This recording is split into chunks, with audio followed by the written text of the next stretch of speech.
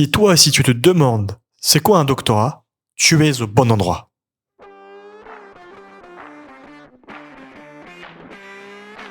Je suis Rony Abessidan, un doctorant en IA et cybersécurité à Lille, et aujourd'hui, je vais t'aider dans tes recherches. Le doctorat, c'est un parcours flou, méconnu et peu valorisé en France. Il est temps de le démystifier. Avec thèse, antithèse, synthèse, le doctorat n'aura plus de secret pour toi. L'épisode va bientôt commencer. Bonne écoute!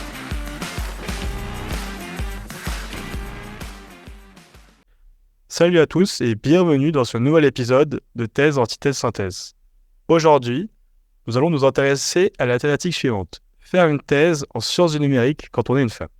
Alors pourquoi avoir choisi un sujet aussi spécifique?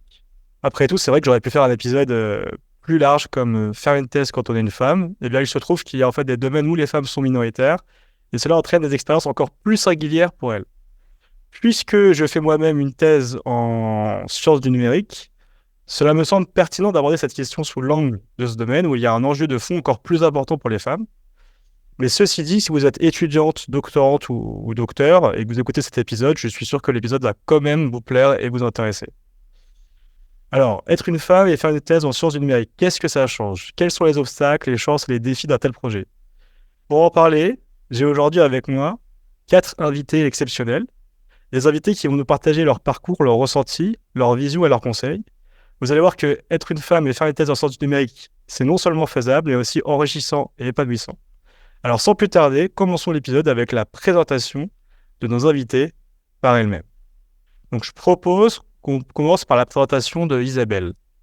Alors moi, je suis Isabelle Collet, je suis chercheuse en sciences de l'éducation à l'Université de Genève.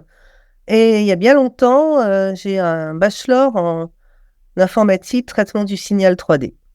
Ma spécialité depuis, c'est de travailler sur les questions de genre et numérique. Ça fait 20 ans que je travaille sur ces questions. Très bien, merci beaucoup pour cette présentation. Maintenant, on peut passer à la présentation de Hélène. Bonjour, donc je m'appelle Hélène Touzet, je suis directrice de recherche au CNRS. J'ai passé une thèse en informatique il y a un peu plus de 20 ans maintenant. Et ensuite, j'ai fait une recherche académique comme maître de conférence. Maintenant, on dirait maîtresse de conférence, mais le terme n'était pas très usité. Et ensuite, comme chargée de recherche et directrice de recherche au CNRS. Et également, j'ai une casquette supplémentaire puisque je suis animatrice de la commission parité, égalité femmes-hommes de mon laboratoire à Cristal. Super, merci beaucoup pour cette présentation, Hélène. On peut passer à la présentation de Manon. Bonjour à toutes, donc je suis Manon Messier, je suis en dernière année de thèse au laboratoire des signaux et systèmes de Centrale Supélec et je travaille sur l'intégration d'intelligence artificielle pour le radar passif, donc dans le cadre d'une thèse CIFRE financée par Avantix, qui est une entreprise spécialisée dans la guerre électronique. Super, merci beaucoup pour cette présentation, Manon. Et enfin, on peut passer à la présentation d'Edwige. Donc, je suis Edwige Sipper, je suis également en thèse et par contre au laboratoire Cristal, donc une thèse académique, et je travaille sur le machine learning respectueux de la vie privée dans l'apprentissage décentralisé.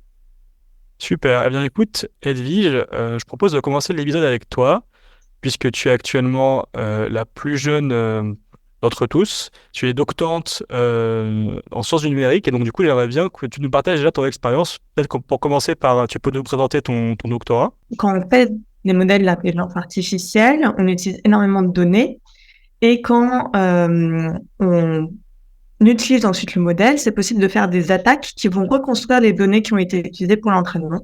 Donc ça pose des gros problèmes de vie privée. Et donc, en fait, c'est vraiment cette motivation éthique qui m'a amenée au doctorat, et j'essaye d'améliorer les choses, c'est-à-dire de faire des algorithmes qui ont des garanties mathématiques de protection de la vie privée. Et je m'intéresse à un cas particulier qui est le cas de l'apprentissage décentralisé, c'est-à-dire qu'au lieu de centraliser toutes les données au même endroit, chaque utilisateur garde ses propres données et juste collabore au moment de l'apprentissage avec d'autres utilisateurs pour faire un modèle global. Très bien, super intéressant comme sujet. Et comment tu as abouti à cette volonté de faire un doctorat, finalement, un doctorat en sciences du numérique? En fait, ça a été très, très progressif. J'ai fait une prépa en maths, et ensuite j'ai intégré l'ENS de Lyon. où là, je suis allée au département d'informatique. Et donc après, au fur et à mesure de la scolarité, donc l'ENS est quand même très tourné vers la recherche. Et donc c'est grâce à cet apprentissage que j'ai envie de me tourner vers le doctorat. Ok, donc finalement, c'est quelque chose d'assez logique qui est venu de par tes études. Est-ce que tu avais en tête des modèles quand tu t'es lancé? Est-ce que tu connaissais déjà des scientifiques qui t'ont donné envie de se lancer dans ce domaine? Alors non, franchement, c'est quelque chose qui revient très souvent, l'idée des rôles modèles et que c'est super d'en avoir et tout. Mais moi, je me reconnais pas forcément. Enfin, j'ai pas eu de modèles féminins qui m'ont emmené dans cette voie. Par contre, j'ai eu des modèles féminins plus généraux en termes de féministes, en termes de modèles inspirants au sein de ma famille, mais pas au sein de carrière académique. Et en fait, je dirais que c'est plutôt après la thèse, au fur et à mesure que moi, je me suis intéressée à, à mon domaine et un peu à l'histoire de qui a fait quoi, que j'ai vu qu'en fait, il y avait des femmes qui avaient fait énormément de choses, notamment moi, dans le domaine de la vie privée en machine learning. En fait, si on regarde, il y a en gros 3 femmes qui sont hyper importantes. Il y a Latanya Suni, qui est la première à exposer le problème, qui est aussi la première femme à avoir eu un doctorat en informatique au MIT et qui a montré qu'on pouvait reconstruire des données dans le cadre de données santé. Elle a envoyé au gouverneur de l'État son propre dossier de santé parce qu'elle l'avait réidentifié. Donc, c'est quand même assez impressionnant. Et moi, je travaille essentiellement avec un outil qui s'appelle la Differential Privacy, qui a aussi été inventé par une femme, Cynthia Dwork. Mais en fait, ça, c'est des modèles que je me suis construit après et je les connaissais pas au moment de m'orienter vers le doctorat. En fait, c'est super parce que déjà, tu commences l'épisode avec des anecdotes de fou je trouve ça hyper intéressant, notamment l'anecdote du gouverneur. Ah, franchement, quand même, pouvoir ressortir ces données à partir d'un modèle, c'est fort quand même. Et donc, toi, quand tu as commencé ton doctorat, est-ce que tout de suite, tu te sentais légitime quand tu es arrivé? Est-ce que tu as eu des problèmes par rapport à ça? Tu peux nous raconter un peu juste comment tu as vécu le début de ton doctorat, peut-être en tant que femme? Ouais, alors, je pense pas que ce soit vraiment le début du doctorat, c'était plus au moment où j'ai décidé d'en faire. Bon, t'en as déjà parlé dans d'autres épisodes, mais au niveau du choix de la thèse, en fait, donc à l'ENS, on est quand même pas mal exposé à la recherche parce qu'on fait des stages de recherche. Et au début, ça s'est pas très bien passé pour moi, mes 2 premiers stages de recherche. Pourtant, j'avais vraiment envie de continuer à étudier, enfin le processus de faire de la recherche. J'avais conscience qu'il me plaisait, même si ça s'était pas très bien passé en pratique. Et donc, je me disais, bon, là, il faut vraiment que je trouve un environnement qui me convient pour faire de la recherche, sinon, ça va pas être possible, quoi. Et donc, quand j'étais en M2, j'ai dit, bon, cette fois-ci, il faut que j'arrête de me dire que quelqu'un qui m'a fait en stage ou en thèse me fait une faveur, mais c'est plutôt l'inverse. Et je vais essayer de recruter mon directeur de thèse, de recruter un environnement qui m'est favorable. Et je me suis sentie légitime pour le faire parce que à ce moment-là, j'étais au MVA, qui est en gros actuellement le master le plus réputé pour faire du machine learning en France et même très réputé également à l'étranger. Pour donner un ordre de grandeur, à l'époque, c'était environ 250 personnes par an et uniquement 50 places pour les polytechniciens et il y en avait 120 qui avaient postulé mon année. Donc, en gros, c'est quand même un master très sélectif et je l'ai validé avec 18 et les félicitations du jury en faisant en parallèle un M2 de philosophie des sciences. Donc là, je me suis dit qu'il fallait quand même arrêter de croire qu'on allait me faire une faveur en me recrutant, que j'offrais quand même, en ayant fait l'ENS, en ayant fait ce master, plutôt un bon profil et que je pouvais sélectionner. Et donc, j'ai vraiment pris le temps de discuter avec pas mal d'encadrants potentiels pour voir s'ils étaient prêts à m'accompagner, à lever les doutes que je pouvais avoir, enfin bref, à me fournir un environnement accueillant.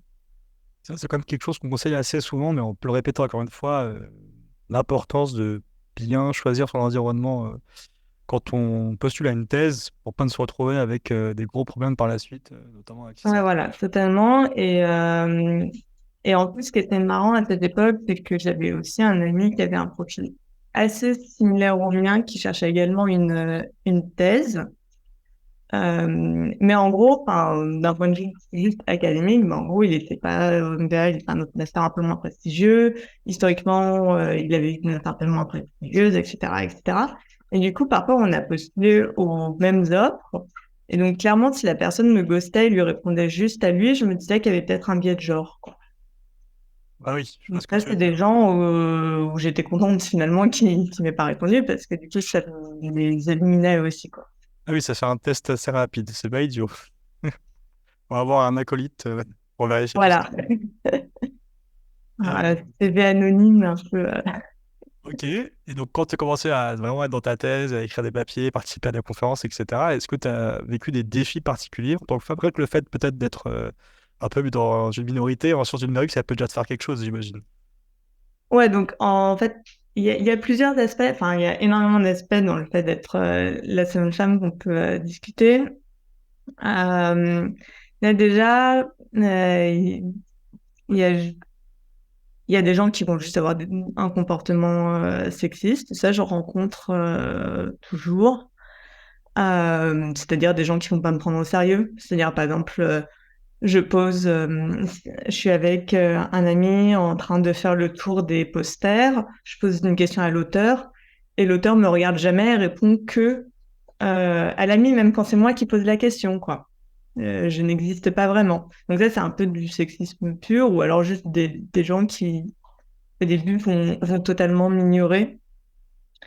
Ou aussi, il y a maintenant, ça m'arrive un peu moins, mais bon, il y a aussi plein de gens qui m'ont quand même expliqué avant que je commence une thèse que j'avais pas forcément la puissance intellectuelle pour ça, quoi, grosso modo. Donc ça, c'est déjà c'est sûr. Après, il y a des trucs où bah, on sait jamais vraiment. Mais par exemple, je suis assez proche de la machine à café qui est au milieu du bureau des doctorants dans mon labo. Et au bout d'un moment, je me suis aperçue qu'à chaque fois qu'il y avait des problèmes avec cette machine à café, là, alors que c'est pas moi la plus proche, les gens avaient tendance à me demander à moi comment la faire fonctionner, quoi. Donc ma réponse elle est très claire, c'est juste je bois pas de café, donc me demandez pas comment cette machine marche. Et évidemment, enfin ça c'est plus un réflexe de protection que moi j'ai développé parce qu'en fait, enfin quand la machine elle marche pas, généralement faut remettre du café dedans ou la nettoyer, quoi. Mais c'est juste que si je fais pas attention, je peux facilement me faire plus facilement voler mon temps que des collègues masculins. Et évidemment, c'est impossible de dire à cette personne, dont c'est la première fois qu'elle me demande à moi comment la machine marche, que c'est une démarche sexiste, mais en fait, de fait, c'est tout le temps à moi qu'on demande et pas aux garçons du labo, quoi. Mais en fait, c'est juste un petit détail, évidemment, mais c'est pas... Enfin, ça peut aussi être le hasard. Peut-être que j'avais juste l'air moins concentrée. Mais à force, ça a l'air quand même d'être corrélé, quoi. Et après, il y a des choses. Bon, en fait, j'ai un prénom qui est quand même pas si commun. Donc, il y a aussi juste beaucoup de personnes qui m'écrivent en commençant par monsieur ou dire sœur. Bon, bah, ça, après, généralement, je relève pas et je continue la discussion comme ça. Et après, donc, il peut y avoir aussi des comportements un peu problématiques, enfin, ou de tentatives de flirt qui mettent du temps à cesser. Mais ça, globalement, je trouve que, enfin, en tout cas, au niveau de la thèse, j'ai pas eu de problème psychique, rien de très grave. Et après, il peut y avoir plus des questions d'avoir l'impression de devoir représenter toutes les femmes, ce qui est une position pas très confortable. Et ça, je peux donner un exemple. Par exemple, une fois, j'étais en conférence à l'étranger et du coup, enfin, j'avais rejoint un peu un groupe d'autres Français. Évidemment, j'étais la seule femme. Et le dernier jour, donc, on repart, on est à l'aéroport. Et puis, bah, enfin, voilà, quoi, on est une petite bande de geeks. Donc, on va au restaurant de burgers, prendre des choses bien grasses et bien polluantes. Et puis, on s'étale un peu ensuite sur une table à 8. Donc, on devait être 6, on prend une table de 8, 10. Bon, voilà, on s'étale, on parle avec des sujets de discussion plutôt geek, avec pas mal de réflexions, de blagues un peu qu'on peut qualifier de beauf, etc. Enfin, bon, voilà quoi, fin de semaine, un peu fatigué. Et puis au bout d'un moment, il y en a un qui dit quand même, ah là là, il est temps qu'on rentre quand même, que nos femmes nous remettent d'aplomb et qu'on arrête de dire autant de bêtises. Ah Edwige, qu'est-ce que t'en penses? Et là, c'est un peu genre la double trahison, tu vois. Ça rappelle le fait que, en fait, j'appartiens pas vraiment au groupe et qu'en plus j'ai aussi trahi mon vrai groupe d'origine en laissant passer des comportements sexistes là depuis 1 heure quoi. Et ça c'est pas évident à gérer quoi. Oui. Mais voilà, c'est ça en gros les différentes choses en thèse. Et puis après il y a aussi juste la question de est-ce que je pourrais continuer en recherche facilement, est-ce que parce que c'est une chose d'obtenir une thèse, c'est une autre chose de réussir à continuer en recherche. Et notamment, en gros, enfin, quand il y a un poste, il n'y a qu'une seule personne qui est prise. Est-ce qu'il y aura la motivation de donner un poste à une femme? Est-ce qu'il y en a qui d'autres ont avantage de mes capacités? Tout ça, c'est des choses auxquelles je pense. Et aussi parce que j'ai pu avoir un peu des expériences à l'étranger, j'ai quand même l'impression souvent que la France n'est pas forcément le pays qui se débrouille le mieux, quoi. Ok. Donc ces retours-là, c'est intéressant, même super intéressant. Il y a quelques-uns que j'ai déjà entendus à droite à gauche. Donc par exemple le fait que dans un poster ou dans une conférence, dans un talk, même quand il y a une personne quand c'est une femme qui présente, dans des conférences, ça arrive parfois qu'en fait on pose pas la question à la femme qui présente, mais plutôt à des hommes dans l'audience, quoi.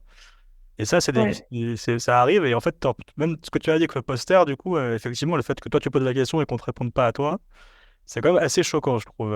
Et ça, je pense qu'à la limite, même, les gens se rendent même pas compte, tellement c'est devenu, on dirait, naturel pour certains. Donc, merci d'avoir partagé ces témoignages. Et du coup, toi, concrètement, quand tu vis ça, quand tu vis par exemple l'expérience du poster, disons, comment tu t'affirmes? Est-ce que tu réponds derrière ou tu fais rien? Alors, en fait, ça, c'est une question compliquée. Je dirais que tu peux pas reprendre les gens à chaque fois parce que sinon, déjà, ça prend énormément de temps et d'énergie et en plus, tu risques quand même très vite d'être perçu comme quelqu'un qui embête tout le monde, quoi. Euh, donc, j'essaye de reprendre les gens euh, là où je reprends plutôt, c'est quand j'ai l'impression que je me suis fait vraiment voler la maternité d'une idée, et notamment en recherche. Tu vois, s'il y a une discussion, que j'apporte un argument et qu'en gros cet argument il n'est pas écouté jusqu'à ce qu'il y ait un homme qui répète et là tout d'un coup il est écouté. Euh, Là, parfois, je dis non, mais en fait, c'est ce que je dis. Enfin, minutes, quoi. Enfin, donc ça m'arrive, mais j'essaye de le faire que si je pense que c'est vraiment important. Ok, je vois. D'accord. Cette question de la maternité du sujet aussi, je l'avais pas trop entendu. Et ben, c'est bien que tu en parles, du coup. C'est vrai que c'est fou quand même. Enfin, quand tu le dis comme ça, je me dis, mais c'est tellement choquant. C'est... Je me rends pas compte de ça, tu vois. Ouais, mais en plus, en fait, voilà, il y a des gens qui vont s'en rendre compte et qui vont dire, ah là, c'est hyper choquant. Évidemment, tu vois, dans un truc avec les posters, ça m'est déjà arrivé avec plusieurs personnes. Et ça m'est arrivé certains accompagnateurs se rendent compte et soient limite à reculer jusqu'à ce que ce soit moi qui sois devant. Et d'autres, en fait, vont pas du tout se rendre compte jusqu'à ce que je leur dise à la fin, mais t'as vu qu'en fait, tu m'as jamais adressé la parole et qu'il n'a parlé qu'à toi. Donc, il y a aussi, voilà, quoi, la perception, elle va vraiment dépendre des, du niveau d'attention prêté par les individus, quoi. C'est clair. Mais tu vois, je suis content de faire cet épisode parce que du coup, déjà, je pense que certains auditeurs vont apprendre des choses à ce niveau-là. Et donc, toi, ce que je sais aussi, c'est que dans le cadre de ta thèse, tu as eu une aide récemment de la Fondation L'Oréal. Est-ce que tu pourrais nous en parler un peu de cette fondation, pour ceux qui ne connaissent Ouais, pas? totalement. Donc, j'ai eu le prix Jeune Talent de L'Oréal l'UNESCO et ce prix récompense des doctorantes et des post-doctorantes françaises avec aussi pas mal de lauréates spécifiquement en Outre-mer, et c'est pour toutes les streams, donc à la fois de l'informatique, mais aussi de l'écologie, de la biologie, des mathématiques, etc. Et c'est formidable parce que donc à la fois il y a une dotation financière, ce qui est toujours bienvenu en recherche, qui est de 15 000 euros pour les doctorantes. Et il y a aussi le fait que on a une semaine pour faire connaissance et avoir un certain nombre de formations, y compris d'ailleurs une des formations avec Isabelle Collet qui était formidable. Et donc ça, c'était assez formidable parce que ça faisait très, très, très longtemps que j'avais pas été dans un groupe de femmes, en fait. Et le fait de voir, pour le coup, là, c'était plein de rôles modèles, quoi. Parce qu'en plus, je faisais partie des plus jeunes. Donc, le fait de voir des doctorantes qui ils sont à fond dans leur recherche, et en plus, là, depuis le prix, donc c'était le prix, donc nous, on avait les résultats en juin, en gros, et puis après, la formation était en octobre, et puis on reste en contact actuellement. Et en fait, le fait de voir actuellement plein de lauréates qui ont des postes, qui continuent leur recherche, ou qui partagent leurs problèmes de sexisme, c'est assez agréable d'avoir cette communauté. Donc ça, c'était aussi un grand avantage. Après, donc voilà, c'est une des 2 fois dans ma vie où j'ai eu accès à un dispositif réservé aux femmes. L'autre fois que ça m'est arrivé, c'était quand j'étais en terminale et où j'ai participé aux Olympiades européennes de mathématiques pour filles. Après, dans les 2 cas, c'est des dispositifs qui sont assez limités dans le sens où les Olympiades, c'était 4 filles sur toute la France. Là, c'est 35 personnes sur toutes les doctorantes et postdoctorantes. Donc, c'est pas non plus un dispositif de masse pour aider le nombre de femmes à augmenter en sciences, quoi. C'est un dispositif qui fait du bien aux lauréates, quoi. Ouais, c'est un soutien pour les doctorantes, mais ça n'aide pas forcément le problème de fond, quoi. Bah, en fait, enfin, c'est un petit pas, quoi. Donc, il est bien sûr bienvenu, mais tu vois bien que, bon, déjà, toutes les lauréates, malgré ça, ne continuent pas en recherche. Et, euh, et ensuite, tu vois, il y a 600 dossiers pour 35 lauréates. Donc, en fait, techniquement, tu as quand même une majorité de gens qui vont avoir passé du temps à faire un dossier pour rien, quoi. Donc, je pense pas que tu puisses résoudre le problème du fait que dans les confs où je publie, tu as 10% de femmes autrices via 35 françaises par an, quoi. Oui, et ça, c'est sûr que on voit pas trop comment non plus on va résoudre ce problème comme ça. Voilà. Mais alors, du coup, voilà, tiens, rebondissons sur ce qu'on vient de dire là. On dit que ça va pas résoudre le problème, mais alors, est-ce que toi, tu aurais des idées pour déjà au moins rendre l'expérience de la recherche plus agréable pour les doctorantes, en plus de cette fondation, peut-être quelque chose qui serait un peu mieux? Je sais pas, tu as des idées de ce qu'on pourrait mettre en place dans les laboratoires, par exemple? Ah, donc, moi, je parlerais bien de quotas, parce que bizarrement, sur les tâches un peu plus administratives, il y a des quotas. Là, par exemple, maintenant, tu as des quotas sur les recrutements. Et en fait, bon, c'est un peu triste parce que depuis qu'il y a des quotas, il y a encore moins de femmes recrutées. Genre, ça a littéralement eu un effet significatif, mais dans le mauvais sens. Et donc, plutôt que de le faire porter, ou pareil, quand tu soutiens ta thèse, tu dois avoir un certain nombre de femmes dans les jurys. Et du coup, dans mon domaine, il y a 2 femmes, quoi. Et elles sont tout le temps en jury de thèse. Tu vois leur thésard, ils sont en mode, ah, bah, elle est pas là aujourd'hui parce qu'elle est en jury de thèse. Et c'est une running joke, quoi.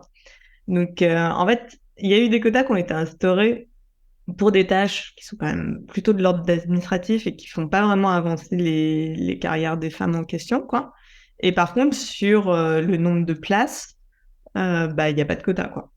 Sur les vrais avantages, t'as pas de quota, quoi. Et donc là, je pense que bah, clairement, tu auras un effet significatif, quoi. Et après, il y a d'autres points qui amélioreraient la vie de tout le monde en doctorat. Par exemple, bah, avoir, avoir un aspect RH un peu plus sérieux. Parce qu'en fait, enfin, moi, par exemple, à l'université de Lille, je déclare même pas mes congés, en fait. Et du coup, c'est pas idéal pour que les congés soient respectés. Vu que j'ai aucun moyen de dire, mais en fait, là, j'ai vraiment dit depuis 2 mois que je serai en vacances à ce moment-là. Bah, je pense que ce serait plus simple pour moi d'avoir une vision d'ensemble de quand est-ce que je travaille trop et quand est-ce que je travaille pas assez, s'il y avait ce simple mécanisme, quoi. Et ça, voilà, pareil, tu vois, donc actuellement, moi, je n'ai pas d'enfant, je ne suis pas sûre d'en avoir un jour, mais le fait que les conférences de mon domaine, il y a absolument aucun effort qui est fait pour les rendre accessibles aux gens qui ont des obligations familiales, ça m'inquiète un peu quand même. Voir, tu vois, une conférence de 3 jours, mais qui est sur le week-end, tu te demandes quand même s'il y a une volonté de respecter l'équilibre du perso et du professionnel, quoi. Ouais, là, tu touches du doigt des questions très intéressantes. Le quota, on va en reparler. C'est vrai que repenser les quotas, c'est une question, hein. C'est vrai que ça peut avoir des avantages, mais ça a aussi des inconvénients. Comme tu viens de le dire, ça implique dans notre domaine une sursollicitation des chercheuses. Mm. Et après, là, ce que tu viens de dire, effectivement, repenser les calendriers pour que ce soit compatible avec la vie pro-vie perso, mais ça, je pense que ça concerne tout le monde, en fait, parce que même les papas, enfin, je pense que tout le monde est intéressé par Ah, la mais même question tout le monde, enfin, c'est juste ridicule de mettre des deadlines au milieu de la nuit, enfin, ça n'a aucun sens. Tu vois, enfin, une fois, je discutais avec une autre lauréate du prix L'Oréal, justement, et alors, il est sympa ton maître de thèse. Ouais, ouais, il est vraiment très cool, il me supporte vraiment très bien. Par exemple, mon premier papier, on a passé la nuit blanche ensemble jusqu'à la deadline, tu vois. Et je me dis, ah ouais, effectivement, c'est cool. Mais en fait, enfin, on est quand même sur du gros n'importe quoi. Enfin, c'est n'importe quoi de se dire on va faire de la recherche en faisant des nuits blanches, tu vois. Enfin, le travail intellectuel de la recherche, en fait, se prête quand même pas très très bien à faire des trucs en dernière minute au milieu de la nuit. Ah oui, non, mais là, je te rejoins, et puis je sais pas comment les gens font, moi, j'arrive pas du tout à faire des nuits blanches sur des papiers, hein. Ça marche pas avec moi, hein, je très bien, bah écoute, merci beaucoup, Edwige, pour ce témoignage, c'est très intéressant. Je pense que là, on va Merci à passer à Manon, du coup. Alors, bien sûr, si tu veux rebondir sur la suite, tu pourras, hein, pas de souci. Donc, Manon, toi aussi, là, tu es en fin de thèse. Pour le coup, tu as bientôt fini. Tu as vécu également cette expérience, du coup, d'être une femme et de faire une thèse en sciences du numérique. Est-ce que tu pourrais commencer par nous représenter ton doctorat? Alors, très vulgairement, en fait, j'ai travaillé sur ce qu'on peut dire pour le Shazam de la guerre électronique. Donc, en fait, comme Shazam, je pense que vous connaissez tous, vous avez une application qui vous permet d'identifier un artiste, une musique, un album à partir d'une musique que vous entendez. Et ben, moi, j'ai développé des algorithmes qui permettent de faire la même chose, mais je capte des signaux, en fait, où dedans, il y a les données de radar. Et mon but, bah, c'est d'identifier les radars qui sont enregistrés dans ce signal. Donc, avec des algorithmes de machine learning. Ok, super. Donc, c'est orienté un peu défense, quoi. C'est très orienté défense. C'est vraiment, c'est appliqué à la défense. C'est une thèse qui est financée donc, par une entreprise spécialisée dans la guerre électronique. Ok. Et donc, du coup, pourquoi tu as décidé de te lancer dans ce doctorat en particulier? Dans celui-ci en particulier, c'est une très bonne question. Bah, après mes études, en fait, je me voyais pas tout de suite rentrer sur le marché du travail. J'avais envie de continuer, c'est un peu bête de dire ça, mais à apprendre à rester sur les bancs académiques. Et j'ai découvert bah, les tests chiffres. Et je trouvais ça génial, en fait, le principe de travailler, de développer des choses pour une entreprise qui vont être industrialisées derrière, et où tu vas voir vraiment qu'il y a une application. Le côté théorique ne me convenait pas du tout. Et du coup, la test chiffre, en fait, c'était un bon compromis entre les deux. Et c'est pour ça que je suis allée là-dessus. Ok, je vois. Donc, tu cherchais un équilibre un peu théorie, pratique, quoi. Et quand tu as décidé de prendre ce choix, donc, de faire un doctorat, est-ce que toi, tu étais motivé par des modèles? Non, honnêtement, non, parce que dans mon entourage, je connaissais très peu de personnes qui faisaient une thèse et encore moins de femmes. J'en avais aucune dans mon entourage. Ok, mais alors, du coup, quand tu es rentré en thèse, tu te sentais légitime ou pas? Ah non, pas du tout. Pas du tout. C'est que la thèse, ça a été compliqué en fait au début parce que j'estime que j'ai un parcours un petit peu atypique où je suis issue j'ai fait plusieurs masters dans des universités. Et en fait, quand je pouvais pas m'empêcher de comparer un petit peu mon profil avec celui des autres doctorants qui sortaient tous de masters très réputés, qui sortaient d'écoles d'ingénieurs. Et moi, je me disais, bah punaise, je leur ressemble pas. Qu'est-ce que je fais là? Je me demandais si j'étais à ma place. Tout le temps, j'étais là à me dire que bah, je devais pas être là, que j'avais pris la place d'un étudiant qui devait sûrement être plus méritant que moi. Et je me disais bah, que j'avais toujours un retard intellectuel en fait par rapport aux autres. Oui, donc ça, c'est un peu le syndrome de l'imposteur. Je pense que t'es pas la seule du tout. C'est tout à fait ça. Puis en plus, comme il y avait pas énormément de femmes autour de moi, il y avait pas beaucoup de personnes avec qui on pouvait vraiment en parler, hein. Et puis, je m'identifiais en fait à personne autour de moi. Il y avait personne à qui je pouvais m'identifier et me dire, OK, bah, en fait, je suis un peu comme elle, je suis tout à fait à ma place ici. Ok, donc du coup, tu arrives en thèse. Premier défi, c'est peut-être un peu vaincre ce syndrome de l'imposteur, finalement se sentir légitime après coup, parce que tu te rends compte que tu es capable de faire les choses quand même. Oui, au bout d'un moment, j'ai commencé à m'en rendre compte, mais c'est vrai que c'était assez effrayant au début parce que tu es là, surtout tu as que des hommes autour de toi, donc tu te dis: «Bah, attends, je suis peut-être pas au bon endroit, peut-être que c'est vraiment, un métier juste fait pour les hommes, en fait». Ça, c'est des choses que je me suis dites, au début de ma thèse et en fait, on se rend compte que juste, bah, il y a pas énormément de femmes où elles sont là, mais elles sont cachées parce qu'on n'est pas nombreuses, en fait. Oui, c'est tout à fait, c'est tout à fait vrai. Mais du coup, est-ce que toi aussi, tu as vécu t'as des anecdotes à raconter, pardon, par rapport à ton expérience de thèse en tant que femme en sciences du numérique? Oui, moi j'ai alors quelque chose auquel j'ai été confrontée, c'est ce qu'on appelle un petit peu les doubles standards pour les femmes. C'est-à-dire que quand tu arrives dans un milieu académique recherche, tu es très portée sur l'intellectuel et quand toi tu arrives en tant que femme, que par exemple tu aimes bien te faire jolie, ce genre de choses ou par exemple juste habiller, enfin qui aime la mode, tu es un petit peu jugée comme étant quelqu'un de superficiel en fait, hein.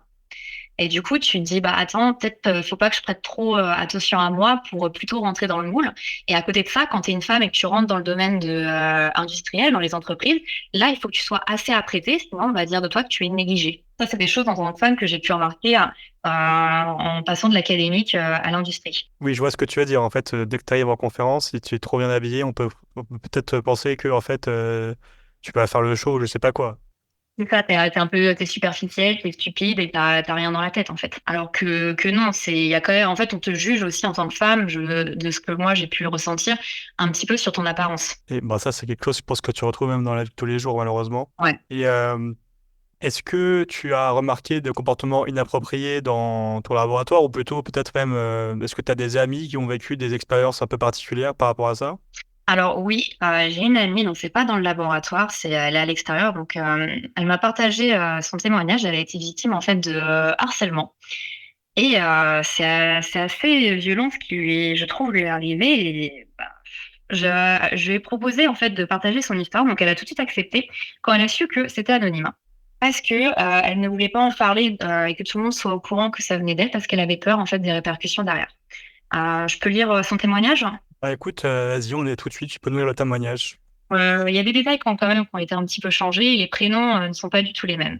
Donc pour, son témoignage, on va l'appeler Ludivine. Donc ce sont vraiment ces mots. Alors, à la fin de mon stage de fin d'études, Gérard, un chercheur qui était mon maître de stage, m'a accompagné dans mes candidatures en doctorat. Gérard était comme un mentor et j'en étais tellement fière. S'il me consacrait du temps, c'est que j'en valais professionnellement la peine, que j'étais un bon élément à surtout ne pas lâcher. Je me sentais honorée et valorisée. Gérard a proposé plusieurs collaborations sur des projets de recherche. J'ai bien entendu tout de suite accepté. Coécrire avec lui, c'était comme si un jeune rappeur faisait un featuring avec Eminem.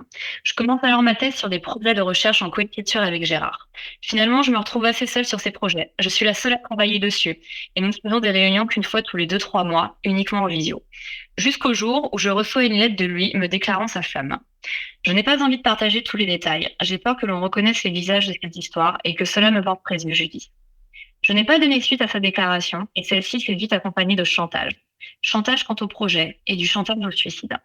Ces événements ont eu lieu à la fin de mes 2 ans de thèse et j'avais peur que tout le travail que j'ai fourni depuis me soit repris. Je ne savais pas quoi faire. J'étais totalement paralysée. Son chantage me rendait extrêmement coupable. Je ne voulais en parler à personne. Tout le monde le connaissait dans mon laboratoire, dont mon superviseur. Pour ne pas humilier Gérard en parlant de cette histoire, je mentais autour de moi et enfouissais tous ses problèmes. Mais les mois passant, je ne supportais plus la situation. Et un jour, j'ai pris la décision d'en parler à mon superviseur. Quel soulagement. Il m'a écouté et m'a soutenu. Même s'il connaissait Gérard depuis des années, il a toujours été de mon côté et m'a conseillé de me rapprocher du centre de harcèlement de l'université. Je n'avais jamais pensé au terme harcèlement pour décrire ma situation. Le centre m'a grandement aidée. J'étais prise en main, rassurée. Mon harcèlement était avéré. Gérard était en tort, je ne suis forcée de rien. Le centre m'a appris que la première chose à faire quand on est harcelé est de prévenir le harceleur de son harcèlement. Souvent, les harceleurs n'ont pas connaissance du mal qu'ils font. J'ai alors suivi leurs conseils. S'en est suivi un harcèlement encore plus fort, me faisant sentir davantage coupable et dépeignant mon incapacité à comprendre la situation. Il passait également de plus en plus dans les couloirs du laboratoire, me soumettant à son regard insistant. Son acharnement m'a éclairé sur le fait que Gérard se permettait tout avec moi. Il essayait encore de me manipuler, d'une manière très grossière. Il avait peur cette fois. Suite à la réaction de Gérard, je ne suis plus retournée au laboratoire et j'ai rompu tout contact. À cette période, j'étais heureuse de le savoir atteint, mais j'avais également ce sentiment de danger. Je me souviens un jour avoir parcouru l'ensemble de nos échanges afin de savoir si j'avais pu lui communiquer un jour mon adresse. On n'est jamais à l'abri d'infos. La situation a commencé à se débloquer lorsque j'ai reçu un SMS. Le SMS que je voulais recevoir. Gérard avait compris le mal qu'il m'avait fait. Il m'a écrit qu'il sortirait de Paris si je lui demandais, qu'il me laisserait finir les articles. Je n'ai pas voulu engager de poursuite. Tout ce que je voulais, c'était continuer ma thèse et que notre relation redevienne normale. J'accusais alors bonne réception de son SMS, et sûrement à cause de ce trait féminin, trop souvent féminin de vouloir apaiser les tensions, j'ai accepté qu'il reste comme co-auteur. Un an plus tard, je regrette ce choix. La situation n'est jamais redevenue normale. Le dégoût m'accompagne lorsque je travaille. Et comme beaucoup de doctorants qui coécrivent avec des chercheurs expérimentés, mon implication est totale quand la leur est minime. On m'attribuera une mince contribution quand on leur donnera ou qu'ils prendront tous les éloges. Cette expérience de thèse ne sera écrite nulle part. Alors, donc ça, c'est Ludivine, donc c'est ce qui lui est arrivé. Ce qu'il faut savoir, c'est que Ludivine, elle a parlé de ce harcèlement à ce comité de suivi. Donc, le comité de suivi, il se réunit normalement tous les ans, où les enseignants dans ce comité font un bilan avec les doctorants pour savoir un petit peu comment ça se passe. Et donc, Ludivine leur a expliqué la situation, et le comité de suivi a refusé d'inscrire dans le rapport que Ludivine était harcelée. Parce que Ludivine n'a pas voulu donner le nom de l'enseignant parce qu'elle avait peur. Et parce que le comité était proche, les enseignants du comité étaient proches de ces enseignants. Et ces enseignants, en fait, n'ont pris aucune nouvelle de Ludivine après pour savoir comment elle est, pour essayer de faire un suivi et mettre en place des mesures pour qu'elle aille mieux. Alors, si je peux me permettre de rebondir sur les comités de suivi, parce qu'en fait, ça correspond quand même vraiment au retour que j'en ai. Et enfin, j'ai également une amie qui a des problèmes, c'est-à-dire qu'en gros, elle a fini sa thèse et son directeur de thèse continue à me dire ah, il faudrait en avoir un peu plus pour soutenir. Et pareil, le comité de suivi a regardé, a dit ah non, il y a des articles, il y a tout ce qu'il faut, bah soutien. Et après, ils ont regardé le superviseur et fait ah bah oui, mais c'est lui, ah bah oui, bah du coup. Bah, tu pourrais soutenir, mais on va pas le marquer non plus, quoi. Donc, pareil, quoi. Alors, en gros, c'est censé être là justement pour vérifier qu'il n'y a pas de problème et agir en cas de problème. J'ai l'impression que ça remplit pas du tout son rôle, quoi. Non, mais en fait, il y a un énorme problème sur les comités de suivi, c'est que souvent, les enseignants déjà qui sont dans ces comités, ce sont des amis de tes encadrants. Donc, c'est un petit peu compliqué d'en parler parce que le milieu de la recherche, c'est un milieu assez petit, tout le monde se connaît, ce sont des personnes qui travaillent les uns avec les autres depuis des années. Et personne, soit ne veut pas se mouiller pour sa carrière ou parce que ce sont ses amis. J'ai assisté à une formation doctorale en première année sur comment gérer les relations avec ses encadrants. Et l'enseignant qui a animé cette formation nous a dit que si jamais il y a un jour un doctorant avait un problème, enfin nous avions un problème avec un enseignant et que cet enseignant était son ami, fallait pas venir le voir. Il l'a dit devant l'ensemble des doctorants qui étaient présents. Il y a un problème en fait au niveau de la communication de l'information et je pense qu'il y a beaucoup d'informations qui ne remontent pas non plus sur ce qui se passe vraiment pour certains doctorants. C'est vrai que dans la recherche, il y a parfois un petit jeu de pouvoir comme ça, parce qu'effectivement, le comité de suivi de thèse, s'il y a des amis de tes superviseurs qui sont dedans, à quel point tu peux te livrer à eux et à quel point si tu te livres à eux, ça va vraiment avoir un sens. Tu soulèves un très bon point. Et puis le témoignage que tu nous as fait, donc c'est un témoignage quand même qui est assez poignant, hein. C'est très triste d'en arriver là. J'espère enfin, je me doute que c'est pas la seule en fait à vivre ce genre de choses, mais très peu de personnes osent en parler. Moi, je sais que personnellement, on m'a envoyé aussi un témoignage récemment sur un compte Instagram que j'avais pour les doctorants, et c'était une doctorante en histoire, même dans d'autres domaines comme connaissance du numérique, voilà. C'est une doctorante en histoire qui avait subi un peu aussi, je sais pas si c'était du harcèlement, mais plutôt du chantage de la part de ses superviseurs qui lui demandait en fait de surveiller ses enfants, de faire des choses qui n'est pas normales en fait pour une doctorante. Je rebondis aussi un peu dessus. Donc, les comités de suivi de thèse, c'est vrai, quand vous êtes dans une situation critique comme ça, il ne faut pas hésiter à en parler. Après, les membres, les profs qui sont dans les comités de suivi sont plus ou moins bien outillés, je dirais, pour vous comprendre, pour vous écouter. Eux, ils sont là pour regarder la science. Donc, si après un comité de suivi de thèse, vous avez le sentiment que vous avez évoqué des problèmes et qu'il n'y a pas eu de répondant en face, ben, vous pouvez aussi aller voir votre école doctorale en disant, ben voilà, j'ai été un peu frustrée par mon comité de suivi de thèse. Et normalement, les directeurs d'école doctorale peuvent vous écouter également. Ou dans ce cas-là, le fait d'aller voir la cellule harcèlement de l'université, je pense que c'est des choses qu'il faut faire. Mais de toute façon, quand on est dans une situation difficile, on peut multiplier les interlocuteurs. Il y a des collègues qui ne seront pas attentifs, qui n'auront pas la bonne écoute, mais il ne faut pas s'arrêter à la première tentative. C'est un peu malheureux de dire ça, mais il faut continuer et il faut trouver des gens qui vont être là, qui vont faire relais, qui ne vont pas vous laisser seul. Par Mais rapport à ça. c'est pas précisément le rôle des comités de suivi parce que moi je suis dans un certain nombre de comités de suivi et à un moment, j'ai une case dans laquelle on demande, hors de la présence du directeur de thèse spécifiquement, est-ce que ça va avec le directeur de thèse? Alors, le mot harceler n'est pas forcément écrit, mais comment sont les relations? Est-ce que vous êtes à l'aise? C'est précisément son rôle. J'ai même eu le sentiment que c'était un peu pour ça qu'on les avait créés. Donc, quand j'entends qu'il y en a qui se défilent en disant qu'ils ne veulent pas inscrire le harcèlement ou ils ne veulent pas aller de l'avant, ils remplissent juste pas leur rôle. Ils ne sont pas là pour vérifier la science. Ouais. On peut être d'accord, mais après, il y a un principe de réalité. Quand on discute avec quelqu'un qui n'entend pas, il faut aller voir ailleurs. Il ne faut pas Oui, rester. là, par contre, je suis complètement d'accord. Oui. Ouais, je suis d'accord avec vous tous. Et en fait, je pense qu'il est compliqué aussi pour une doctorante. C'est dans ce cas-là, ce serait le fait que si, je me dis, mais si jamais je me livre et que est-ce que ça va retomber sur ma carrière si je vais être dans la recherche académique? Quel va être l'impact sur ma carrière derrière si je veux rester dans ce milieu, quoi? Et ça, c'est ça qui est le vrai problème qui fait que les personnes n'osent pas se livrer parce qu'ils pensent qu'en fait, enfin, ce qui est pas faux non plus, le milieu, c'est un peu un milieu, ce milieu enfin, de la recherche, il y a quand même des, on va dire, il y a des niches et dans ces niches, il y a des experts reconnus et donc en fait, c'est difficile de lutter contre les enseignants-chercheurs qui sont très en sécurité en fait dans leur domaine, quoi. Alors, je vais reprendre peut-être la suite avec Manon. Merci pour le témoignage. Toi, du coup, tu m'as dit qu'au début, tu avais ce syndrome de l'imposteur. Bon, de toute façon, le syndrome de l'imposteur, je pense qu'on est plus ou moins, on l'a tous à un certain niveau. Mais bon, j'imagine que pour toi, c'était encore plus grand. Et je voudrais savoir, du coup, toi aussi, comment tu fais pour t'affirmer en tant que femme dans ton domaine? J'ai un peu de mal. Honnêtement, j'ai un peu de mal. J'ai toujours ce sentiment de ne pas être à ma place. C'est un peu compliqué. Ce qui m'aide beaucoup, c'est de créer un petit peu des situations dans lesquelles on se met en valeur.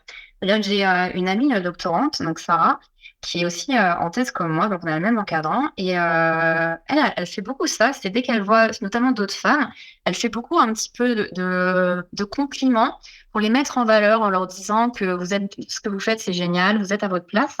Et c'est créer ce climat de travail, en fait, où tu te sens à l'aise, ça te permet aussi de mieux t'épanouir, en fait, et de plus prendre la place où tu es. Et ça, c'est quelque chose que j'essaye de faire, de prendre exemple sur elle.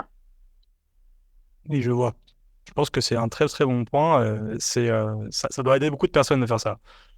Euh, et donc, en fait, ouais, peut-être que là, ça me paraît justement de switcher sur la prochaine question. Ça, c'est peut-être une façon de rendre les choses un peu plus agréables pour les doctorants dans les laboratoires, mais est-ce que tu as d'autres idées encore pour aider peut-être les doctorantes à mieux vivre leur doctorat ou même le monde de la recherche? On pourrait, ça rejoint un petit peu les points qu'on a abordés avant sur le mentorat, les personnes, les modèles, en fait. Il y a, par exemple, dans la recherche, donc pas forcément pour les écoles doctorales, il y a une association qui s'appelle Elle Bouge, où tu as un petit peu des systèmes de marraines, en fait, qui permet pour les femmes, notamment dans le milieu de l'ingénierie, en fait, d'être accompagnées par une femme et de permettre leur intégration au mieux, en fait, dans les entreprises. Donc, je me dis que peut-être dans les écoles doctorales, ça pourrait être pas mal d'avoir ce type d'initiative, en fait, d'avoir des personnes un petit peu de référence qui ont un peu plus d'expérience, avec qui on pourrait discuter plus librement certains sujets et pour se sentir mieux. Comment on fait? Parce que est-ce qu'il y aurait plusieurs femmes qui vont avoir C'est qu'il va y avoir plein de mentors doctorantes. Bah, malheureusement, je pense qu'il y a une phase où on va être obligé de passer comme ça. On va être obligé de passer par là parce que pour l'instant, on n'est pas assez de femmes en fait dans le milieu de la recherche. Et pour donner envie aussi à d'autres femmes de venir, bah, il faut commencer à créer des environnements où elles vont se sentir à l'aise, où elles ont envie de venir. Et il va y avoir une phase où il va y avoir plus de jeunes doctorantes que de marraines en fait. Mais à terme, l'idée, bah, ce serait qu'il y ait plus de marraines et qu'on rééquilibre un petit peu la balance. Pour le moment, on ne croule pas sous les doctorantes, hein. J'entends bien le problème, mais le jour où on commencera à avoir tellement de doctorantes, pour le nombre de marraines, on aura déjà presque un peu gagné. Ouais, c'est un super bon point. À l'Université de Lille, on participe au programme Femmes et Sciences de mentorat pour les doctorantes, justement. Mais ça reste à l'échelle de l'université un petit effort parce que je pense qu'il y a une quinzaine de personnes par an. Donc, par rapport à toutes les doctorantes qui pourraient être potentiellement intéressées. Mais c'est vraiment l'idée d'avoir un accompagnement le temps de la thèse par une chercheuse plus expérimentée. Très bien. Moi, je pense que effectivement, cette idée-là, elle a du sens, puisque en fait, c'est toujours intéressant d'avoir un mentor qui a déjà traversé ce qu'on va traverser et qui peut nous aider à aller plus loin. Donc, merci pour ce point, Manon. Du coup, Isabelle, je vais passer à toi. Donc, toi, tu as fait un doctorat en sciences de l'éducation, mais du coup, tu as quand même étudié cette question du genre dans les métiers IT. Est-ce que déjà, tu pourrais peut-être présenter ton parcours et ton doctorat rapidement? Moi, j'ai commencé à programmer à 14 ans avec mon père. Et donc, ça a expliqué pourquoi j'ai pas compris à l'époque que l'informatique était supposée être un métier de fille ou une activité de fille. Bon, je n'étais pas non plus très observatrice, hein, parce que il n'y avait pas beaucoup de femmes parmi les gens avec qui je programmais. Mais bon, quand j'ai choisi mon orientation scolaire, enfin, en enseignement supérieur, euh, je voulais faire ingénieur. En maths, j'étais pas suffisamment bonne. J'ai choisi l'informatique parce que j'ai trouvé ça facile. Et j'ai fait un bachelor en informatique, traitement du signal 3D. C'était au début des années 90. Jusque-là, j'avais rien constaté. Enfin, je m'étais rendu compte de rien, quoi.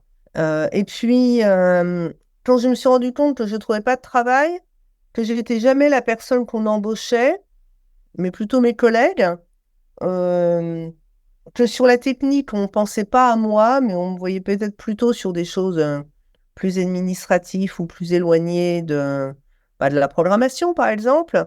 Au bout d'un moment, il y a une idée qui a germé que peut-être qu'il y avait encore du sexisme incroyable. C'était pas simplement un problème qui remontait à l'époque de ma mère.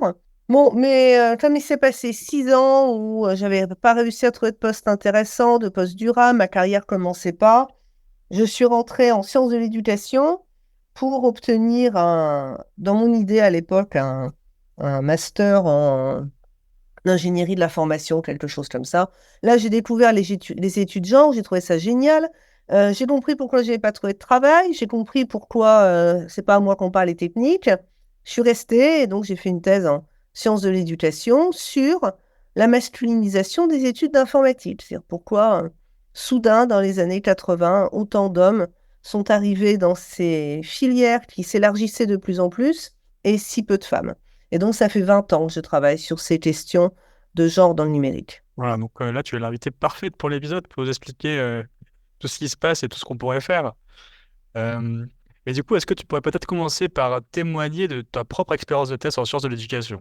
Alors, moi, j'ai eu une expérience de thèse extraordinaire parce que j'ai trouvé la directrice de thèse qui avait un style de direction qui me convenait, c'est-à-dire pas trop directif, euh, mais sans non plus m'abandonner, toujours là pour moi, mais sans m'imposer des lectures ou des champs théoriques ou des domaines. Enfin, j'ai eu une expérience de thèse géniale. Et l'autre avantage paradoxal que j'avais par rapport à mes collègues en sciences de l'éducation, parce que j'avais pas de financement, était que, comme j'étais informaticienne, j'ai payé ma thèse en travaillant à mi-temps dans le domaine de l'informatique. Alors qu'en sciences sociales, mes collègues, quand elles travaillaient un petit peu dans leur domaine, bah, elles étaient plutôt mal payées pour des boulots fatigants et astreignants, et moi, j'étais plutôt payée correctement, et j'arrivais à vivre sur un mi-temps. Donc, j'ai une super expérience de thèse. Et d'ailleurs, je me rends compte que c'est extrêmement important parce qu'en tant que directrice de thèse, c'est ce que j'ai envie de reproduire. C'est-à-dire, je pense que la thèse, ça doit être un moment génial où on a le temps de réfléchir très fort et à se casser la tête sur des problèmes sur lesquels on n'aura plus jamais autant de temps à consacrer et que ça me fend le cœur quand je vois, par exemple, des collègues à la direction de thèse qui expliquent la thèse, c'est dur, c'est pénible, c'est affreux. Au bout d'un moment, on la supporte plus, sa thèse, faut qu'on s'en débarrasse. Ben, un, c'est pas ce que j'ai vécu. Deux, c'est pas ce que j'ai envie de faire vivre. Et puis, je vois bien qu'il y a une autre solution de le vivre, pour le vivre. J'adore ce témoignage puisque je suis tout à fait d'accord avec toi. Moi aussi, je trouve que j'ai vécu une expérience extraordinaire dans ma thèse et je vois pas pourquoi ça devrait être un fardeau. C'est vrai que j'entends aussi assez souvent cette remarque. En vrai, je pense que c'est effectivement, on n'a pas cette chance une deuxième fois de pouvoir travailler sur un sujet très, très stimulant intellectuellement sur plusieurs années. Et en fait, je pense que le point le plus difficile peut-être, c'est s'assurer avant la thèse que l'environnement qu'on va avoir va être un super bon environnement, parce que c'est peut-être ça aussi qui fait que la thèse va pas avoir la même saveur, on va dire.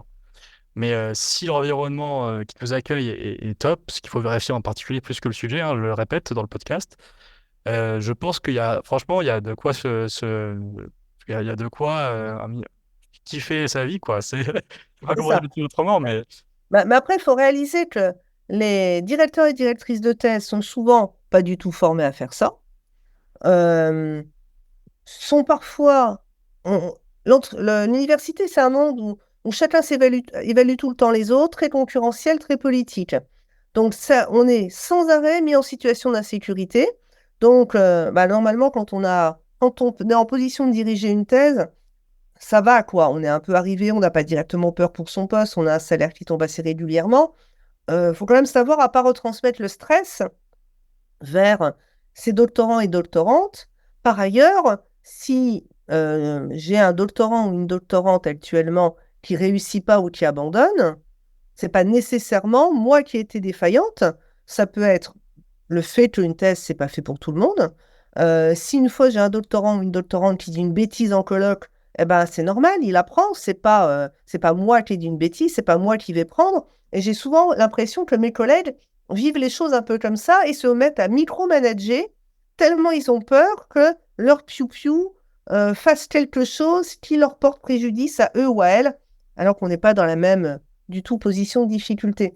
Et en plus, je pense que c'est moins à travers des sciences sociales et plus à travers informatique, physique, maths, etc., de se dire, non mais nous, on est des gens rationnels, on est des informaticiens, vous pensez bien, tout ce qui compte, c'est la science. Le reste, alors on va le dénigrer, c'est de la politique de laboratoire, c'est des émotions, c'est des histoires de filles entre elles, hein, comme on entend parfois parler, et donc ça compte pas. Alors qu'en fait, c'est pas la science qui pose problème en général, c'est justement tout le reste. Donc je suis complètement d'accord avec toi. Il faut avoir des directeurs et directrices de thèse raisonnables, sains d'esprit, pas toxiques, pas harcelants. C'est difficile de le savoir, mais on se renseigne autour de soi et dans des labos qui sont sains. Et alors, comme je ne suis pas complètement dans l'angélisme, je sais bien que on peut jamais être complètement sûr de son ambiance de laboratoire. Et de toute façon, des gens sexistes, il y en a en informatique, il y en a en sciences sociales, il y en a partout. La question, c'est est-ce qu'on sera isolé? Est-ce qu'on aura des relais pour protester quand ça arrivera? Parce que ouais, ça arrive, hein. Après, est-ce qu'on va pouvoir vivre avec et passer outre? et oui, je suis d'accord aussi que effectivement les directeurs de thèse, directeurs, directrices, ils ont aussi un travail sur gérer les émotions de leurs doctorants, doctorantes. Enfin, puisqu'en fait, c'est pas juste, enfin, c'est assez particulier quand même comme expérience. Et oui, effectivement, on peut être sous le stress, on peut être il y a des périodes comme ça où on est dans le rush, mais je pense qu'il faut aussi, voilà, il faut aussi avoir une relation un peu amicale, un peu avec ses encadrants quelque part, hein. Pas que ce soit complètement détaché, effectivement, et il y a beaucoup de gens qui font ce détachement. Et moi, je précise aux gens que j'encadre, dès le master, je ne vous maternerai pas. Il ne faut pas projeter sur moi des choses que je ne ferai pas. Je vous accompagnerai, je serai là, je vous écoute, je calme votre stress, mais je ne vous materne pas. Je ne serai pas une maman bis. Et être une maman bis ou un papa bis d'ailleurs, ou alors un potentiel amant, comme on a pu entendre, ça, c'est absolument, c'est pas du travail, c'est pas professionnel, il ne faut pas le faire, quoi. Oui, là, par contre, complètement d'accord, il faut quand même tracer une limite, quoi. Je suis complètement d'accord avec toi, là. Ok, bon, on a un peu dévié. Alors, pour ceux qui se posent la question de comment bien choisir leurs encadrants, il y a l'épisode 6, si je me trompe pas pour vous. Il est super, allez l'écouter. Et on va revenir sur le sujet un peu du podcast. Et peut-être la première question que je vais te poser, Isabelle, ce serait est-ce que tu voudrais rebondir sur ce qu'a dit Manon et ce qu'a dit Edwidge? Alors, il y a un truc qui m'a fait sourire, c'est l'histoire de la machine à café. C'est toujours aux nanas à qui on demande de l'aide pour des tâches triviales. Et donc, ouais, effectivement, c'est pas un hasard. J'avais une doctorante qui m'expliquait, enfin pas une de mes doctorantes, mais une doctorante que j'ai eu en mentorat, qui m'expliquait, elle dit, je sais pas pourquoi, mais quand quelqu'un rentre dans le bureau du laboratoire, enfin dans le laboratoire, et qu'il a un truc à demander, mais un truc trivial, hein, j'ai pas fini de corriger mes copies, où est le dossier machin, où est-ce qu'il faut que je dépose le courrier truc, c'est toujours pour moi. Elle me dit, mais je sais pas pourquoi. Peut-être parce que je suis la seule à dire bonjour. Bah voilà, t'es la seule à dire bonjour parce que toi, t'es normalement socialisée. Et ça donne une espèce de laisser-passer. Alors, mais elle me dit, mais j'y peux rien. Alors, j'ai le conseil que je lui ai donné, c'est tu mets un casque sur tes oreilles et tu mets pas des intras, tu mets un casque voyant. Tu verras, on va moins t'embêter. Et puis après, tu apprendras à dire aux gens aussi soit de se prendre en main, soit de demander à quelqu'un d'autre. Voilà. Et ça, c'est un travers très courant. Et en plus, quand on est hostile, quand on répond pas ou qu'on n'aide pas, comme la personne pense qu'elle est la première personne à nous demander un truc un jour dans notre vie, bah, tout de suite, elle pense qu'on n'est pas sympa. Cette personne ne se rend pas compte qu'on n'arrête pas d'être obligé de dévier des sollicitations pour des boulots complètement triviaux parce qu'on aimerait quand même faire le nôtre. Et puis, je voudrais rebondir aussi sur cette histoire de quota où j'ai trouvé que ce que disait Edwige était très juste. On a mis les quotas là où ça embête le plus les femmes et là où ça les aide le moins. Voilà. C'est-à-dire, alors, c'est pas complètement idiot comme stratégie, c'est-à-dire le fait d'avoir un jury un peu plus mixte, le fait même qu'il y ait simplement une femme dans un jury, ça permet que certains comportements qui étaient assez courants de considération sur la tenue, sur la beauté, l'avenant, le fait qu'elle soit sexy, enfin bref, des trucs comme ça ne se disent plus, ou beaucoup moins, faut pas être non plus, faut pas rêver, mais beaucoup moins. Et puis le simple fait que le jury soit mixte a tendance à faire en sorte que le jury ne fonctionne pas comme quand il était non mixte. Ok. Sauf que, effectivement, les femmes, surtout dans les disciplines où elles sont ultra minoritaires, comme en informatique, se retrouvent à passer leur temps dans les jurys ou dans les comités de sélection, ne peuvent plus faire leur travail, alors que par ailleurs, faire leur travail, c'est déjà pas si simple. Elles-mêmes, elles ont leurs propres problèmes de légitimité, d'être entendues, de pouvoir avancer convenablement dans leur travail. La partie articulation, vie familiale, vie professionnelle, elles l'ont aussi. Donc, c'est une espèce de triple peine. Et puis, on s'aperçoit, c'est que ça change à peu près pas grand-chose, vu que c'est pas juste en saupoudrant quelques femmes dans les jurys qu'on va changer des politiques de recrutement qui sont dysfonctionnelles en termes de mixité de longue date. Et le pire, c'est que pour beaucoup de femmes, ça a un sentiment d'illégitimité, alors moins sur les jurys, mais plus sur les comités de sélection, où on dit bah voilà, on m'a prise parce que j'étais une femme. Alors non, dans les comités de sélection, c'est suffisamment important pour qu'on ne prenne pas les tocards. Donc, on t'a pris certes parce que tu es une femme, mais aussi parce que tu es valable, sinon on t'aurait pas fait venir.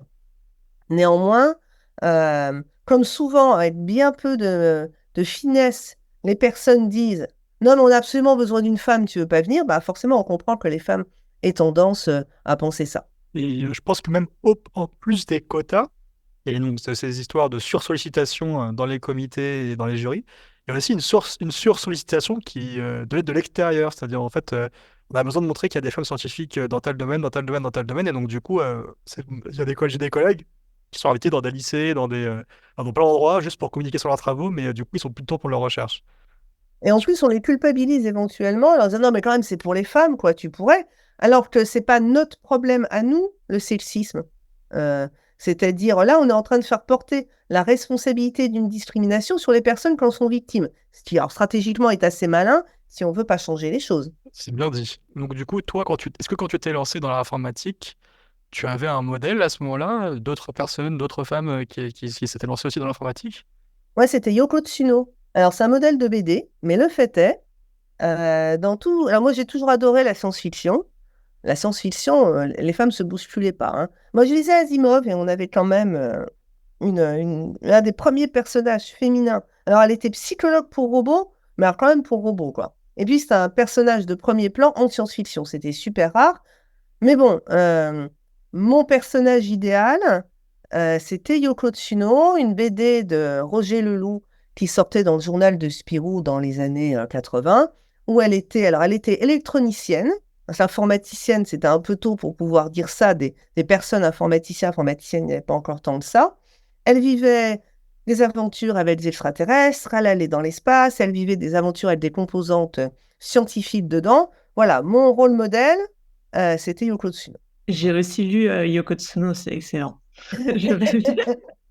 C'est incroyable comme retour, puisque en fait, je trouve, c'est vrai qu'on parle des modèles quand c'était des vraies personnes, mais en fait, c'est vrai qu'on oublie que les modèles, ça passe aussi par des histoires, et c'est très juste de souligner que peut-être, en fait, à travers les histoires, on peut aussi motiver, rendre compte, enfin, on peut aussi montrer aux femmes qu'elles ont tout à fait leur place dans les métiers du sens numérique, par exemple. Alors, j'aurais connu des informaticiennes, peut-être qu'elles auraient été mes rôles modèles, hein, mais j'en connaissais pas. Ma sœur a été pour moi un modèle en tant que je fais des études scientifiques et je suis ingénieure. Elle a fait biotechnologie, mais c'était quand même une femme scientifique. Et puis en fait, les hommes peuvent faire de bons rôles modèles, voire de bons mentors plutôt, parce que si on croise des hommes qui nous font confiance en nos capacités, qui ne doutent pas un seul moment qu'on va réussir, qui nous regardent comme une personne compétente comme une autre, homme ou femme, bah, c'est aussi pour nous la preuve que dans ce monde, qui sera très masculin parce qu'on ne se raconte pas d'histoire, on sait bien comme il est, il y aura des hommes alliés. Donc en fait, on n'est pas complètement obligé de se projeter uniquement dans des personnes qui sont des femmes, ce qui d'ailleurs en informatique ça tombe bien parce que ça se bouscule pas, quoi. Oui, c'est un très très très bon point. Merci. C'est vrai que avoir des hommes alliés sur ce sujet, ça, c'est sûr que ça pourrait conforter et donner encore plus un sentiment de légitimité, quoi. J'ai une question. Du coup, on parle du fait. Enfin, tu as parlé au début de ta présentation du fait que tu t'es lancé donc assez rapidement dans l'informatique et qu'après tu n'as pas réussi à trouver de métier. Est-ce que tu as une idée de pourquoi l'informatique au départ c'était plutôt un milieu de femmes et maintenant c'est devenu plutôt quelque chose, on dirait, entre guillemets, pour les hommes. C'est juste que c'est plus regardé, enfin, il y a plus d'hommes dans ces milieux, quoi. Alors voilà, j'ai fait ma thèse là-dessus parce que ça m'intriguait. Ça m'intriguait parce que c'était pas du tout des choses que j'avais vécues. J'aurais pu dire pendant très longtemps, bah, il n'y a aucun problème pour les filles en informatique. Regardez, moi, j'y étais, zéro souci. Et je peux le maintenir pour toutes mes études. Pour être tout à fait honnête, il y a un truc que je n'ai compris qu'après coup. C'est qu'à partir du moment où j'ai fait des recherches sur le milieu de l'informatique, j'ai compris qu'en fait, quand j'étais en informatique, si j'avais aucun problème, c'est pour deux raisons. La première, c'est que j'avais un niveau suffisamment bon pour que personne ne mette en doute que j'étais à ma place, alors que les filles qui étaient moyennes, on avait des doutes sur leur place. Les garçons moyens, on leur dit juste de travailler plus fort, hein. Les filles moyennes, on n'était pas sûr qu'elles soient à leur place, donc j'étais suffisamment bonne pour qu'il n'y ait pas de doute. La deuxième chose aussi, c'est que mon compagnon à l'époque était dans la même filière informatique que moi un an plus tard. Et en fait, j'étais respectée à travers lui. Ou plutôt, on me respectait parce que j'étais la copine d'eux. Et donc, j'avais pas de problème, et c'était formidable. Mais ça, je l'ai compris qu'après. Alors, pourquoi si peu de femmes, enfin, tant de femmes, puis si peu de femmes? Il y a eu deux phénomènes qui ont fonctionné ensemble. Premièrement, alors les femmes n'étaient pas n'importe où en informatique, elles étaient en programmation. À une époque où le matériel valait nettement plus que le logiciel, la programmation était vue comme un sous-produit de la conception des machines et un sous-produit fait par des petites mains autodidactes au début, évidemment, vu qu'on a inventé la programmation en la faisant. Et il n'y avait pas encore de filière de programmation prestigieuse dans les écoles et les universités. Donc, on prenait des mathématiciennes qui ne trouvaient pas de boulot, qui devenaient informaticiennes, et c'était vraiment considéré comme une tâche subalterne. Dans la lignée, d'ailleurs, des femmes qui faisaient les calculs à la main à une époque, avant les ordinateurs, on voyait ça de la même manière. Donc, on avait besoin de monde, on ne pouvait pas payer cher, on n'avait pas besoin de diplôme, c'était parfait pour les femmes. Chaque fois qu'un métier prend de la valeur dans le monde social, il se masculinise. Et à l'inverse, chaque fois qu'il perd de sa valeur, il se féminise. Les métiers de l'informatique en général, de la programmation en particulier, ont pris de la valeur. Les filières se sont ouvertes dans les universités, des filières prestigieuses, des discours institutionnels et politiques forts sur le pays doit entrer dans le 21e siècle avec une jeunesse formée et compétente, etc. Dans toutes ces formations qui se sont ouvertes, en fac de sciences, là où les hommes étaient déjà, eh ben, ils sont arrivés en masse. Donc la première chose, c'est la montée en puissance des métiers de l'informatique, notamment des métiers de la programmation. Et le deuxième phénomène, c'est l'arrivée du micro-ordinateur. À cette même époque, dans les années 80, porté par la pop culture et les images de science-fiction qui vont avec. Une culture très masculine qui sort plus ou moins du MIT, qui sort aussi des contre-cultures avec des figures qui étaient que des hommes, avec aussi cette idée d'avoir un pouvoir sur le monde grâce à l'ordinateur. Si vous voulez regarder un film qui vous l'explique, vous regardez Wargame qui est sorti dans les années 80, vous avez tout. Vous avez l'ordinateur qui va déclencher la Troisième Guerre mondiale, son créateur qui a essayé de s'auto-engendrer parce qu'il avait perdu son fils dans l'ordinateur, le petit génie de l'informatique qui va réussir à sauver le monde. Voilà, tous les fantasmes sont là autour du pouvoir qu'on a par la machine. Donc, quand un nouvel objet électronique ou technique arrive, c'est toujours les garçons qui sont équipés les premiers.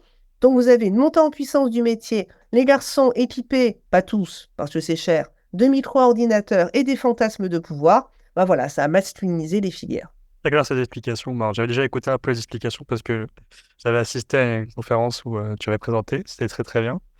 Et je trouve ça toujours très intéressant de le réécouter puisque c'est important de mettre le point là-dessus. Ça fait sens. Et du coup, est-ce que cette masculinisation des métiers de l'informatique, elle est propre à la France ou c'est beaucoup plus mondial finalement? C'est occidental.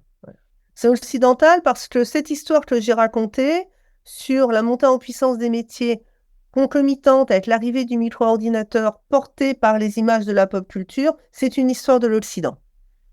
Quand on sort de l'Occident, on s'aperçoit que les frontières de genre sont beaucoup moins nettes. Alors, Afrique du Nord, Asie du Sud-Est, typiquement, mais même dans les pays de l'ancien bloc de l'Est, on s'aperçoit que l'informatique, c'est beaucoup moins évident que ce soit issu d'une culture et de représentation masculine, avec, par exemple, une étude que j'aime bien citer, qui a été faite en Malaisie, où on considère même que faire de l'informatique, c'est un choix genré, mais c'est un bon choix pour les femmes. Parce que c'est par excellence le métier qu'on peut faire en télétravail en s'occupant de ses enfants ou de ses parents âgés. C'est pas un métier salissant, c'est pas un métier dangereux. On n'est pas obligé d'aller dans le monde, aller fréquenter les hommes qui peuvent nous faire avoir des situations risquées. Et plus l'informatique est théorique, plus elle est jugée féminine, parce que moins on a besoin de sortir. Alors que c'est précisément l'inverse qu'on a commencé à dire quand Internet est arrivé en Occident.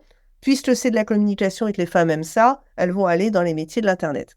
Donc cet exemple montre bien, premièrement, que les stéréotypes sont fabriqués de manière ad hoc pour justifier des situations. Que deuxièmement, oui, il y a bien quelque chose qui est universel, c'est qu'on pense qu'il y a des travaux d'hommes et des travaux de femmes, mais que par contre, les travaux d'hommes et les travaux de femmes ne sont pas les mêmes partout dans le monde. Et ça prouve enfin qu'il n'y a rien de génétique ou de prédéterminé aux compétences informatiques, parce que je pense quand même que l'espèce humaine, qu'elle soit d'Occident ou d'Asie du Sud-Est, c'est foncièrement la même. Je suis d'accord ici sur ce point. Très très intéressant cet exemple en Malaisie, mais du coup ça veut dire qu'en fait il y a quand même un stéréotype qui est là pour expliquer pourquoi c'est un métier entre guillemets de femme. Mais le stéréotype, il faut comprendre qu'il vient en justification. C'est-à-dire d'abord on a le rapport de pouvoir, d'abord on a l'hiérarchie, et comme on ne veut pas dire hiérarchie, discrimination, rapport de pouvoir, parce qu'on pense qu'on est tous égalitaires et qu'on est tous des braves gens, eh ben on va dire, ah non, mais voilà, on génère le stéréotype qui le rationalise. Et après, on va dire, ah, c'est la faute au stéréotype. Le stéréotype, il tomberait tout seul si on était dans un autre système. Quand il y avait tant de femmes en informatique, on disait que c'était parfaitement normal parce que c'était un clavier comme les machines à écrire, et puis que c'était un travail minutieux et que les femmes aiment la minutie. Donc, vous voyez, on le génère pour rationaliser une réalité sociale qu'on n'a pas envie d'expliquer avec les mots hiérarchie, discrimination, sexisme. Mais alors du coup cette sous-représentation des femmes dans les milieux, par exemple du numérique ou même en mathématiques, dans les sciences dures même en général, Est-ce que tu as des idées pour résoudre ce problème du coup qu'on a en Occident? Alors, il y a plusieurs endroits qui ont pris le problème à bras-le-corps et qui ont réussi à changer les proportions. Je vais te dire, pendant un temps, moi, j'étais assez pessimiste. D'ailleurs, j'ai arrêté de travailler là-dessus parce que j'arrêtais pas de faire des constats. Bon, c'était jamais très différent et je manquais d'exemples où ça s'était passé différemment. Et puis, j'ai enfin découvert des expériences qui ont été faites dans les années 2000, donc pas toutes jeunes, hein. Par exemple à Carnegie Mellon aux États-Unis, mais par exemple à NTNU en Norvège, des écoles, des universités qui avaient des politiques incitatives fortes ont réussi à avoir 30-40% de femmes. Pas les mêmes d'ailleurs, hein. Il faut savoir appliquer les politiques incitatives à ce que son établissement est capable de faire et dans lequel il est prêt à investir, parce qu'évidemment, hein, il s'agit de se transformer, donc c'est pas si simple. NTNU a notamment fait une forme de quota. Alors, c'est quelle forme de quota? C'est qu'ils ont recruté la promotion d'étudiantes comme d'habitude, et les 30 places qui venaient ensuite ont été ouvertes exclusivement à des femmes, à condition que leur moyenne ne soit pas en deçà de la moyenne des étudiants et étudiantes de l'université.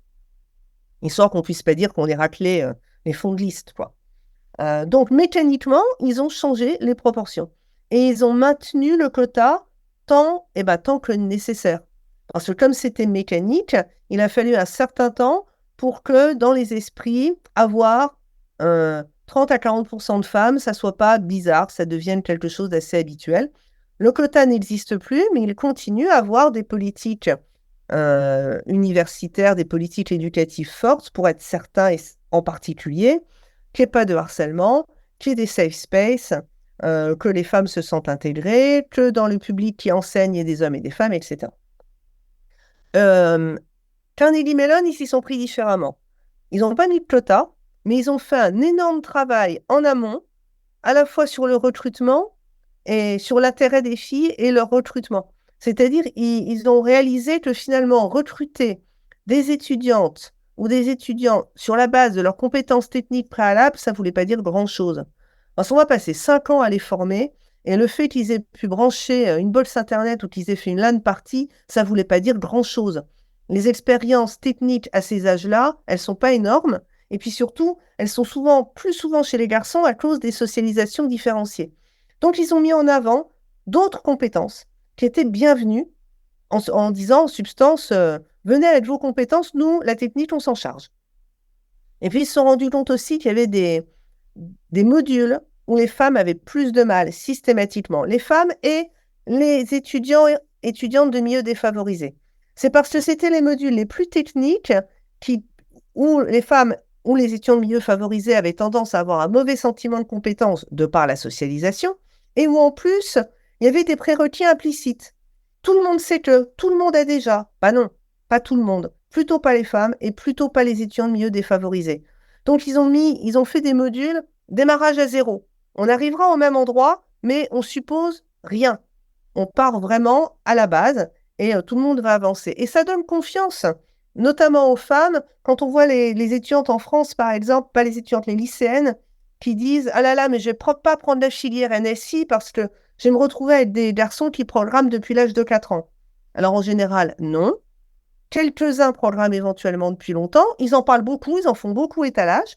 Collectivement, les garçons s'approprient les compétences de quelques-uns, travaillent davantage en groupe. Alors oui, elles se sentent en défaut.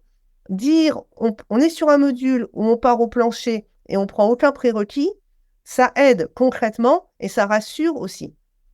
Donc, des écoles qui ont des expériences réussies, on en a. Donc, ça veut dire que, ma foi, on peut le faire. Il faut y mettre les moyens et la volonté. Merci beaucoup. Et moi, je pense que tu peux même rajouter l'idée de tout à l'heure de dire ne pas hésiter peut-être à avoir des hommes alliés, et même du côté des hommes, ne pas hésiter à aider, soutenir les femmes quand ils voient qu'il y a un problème, quoi.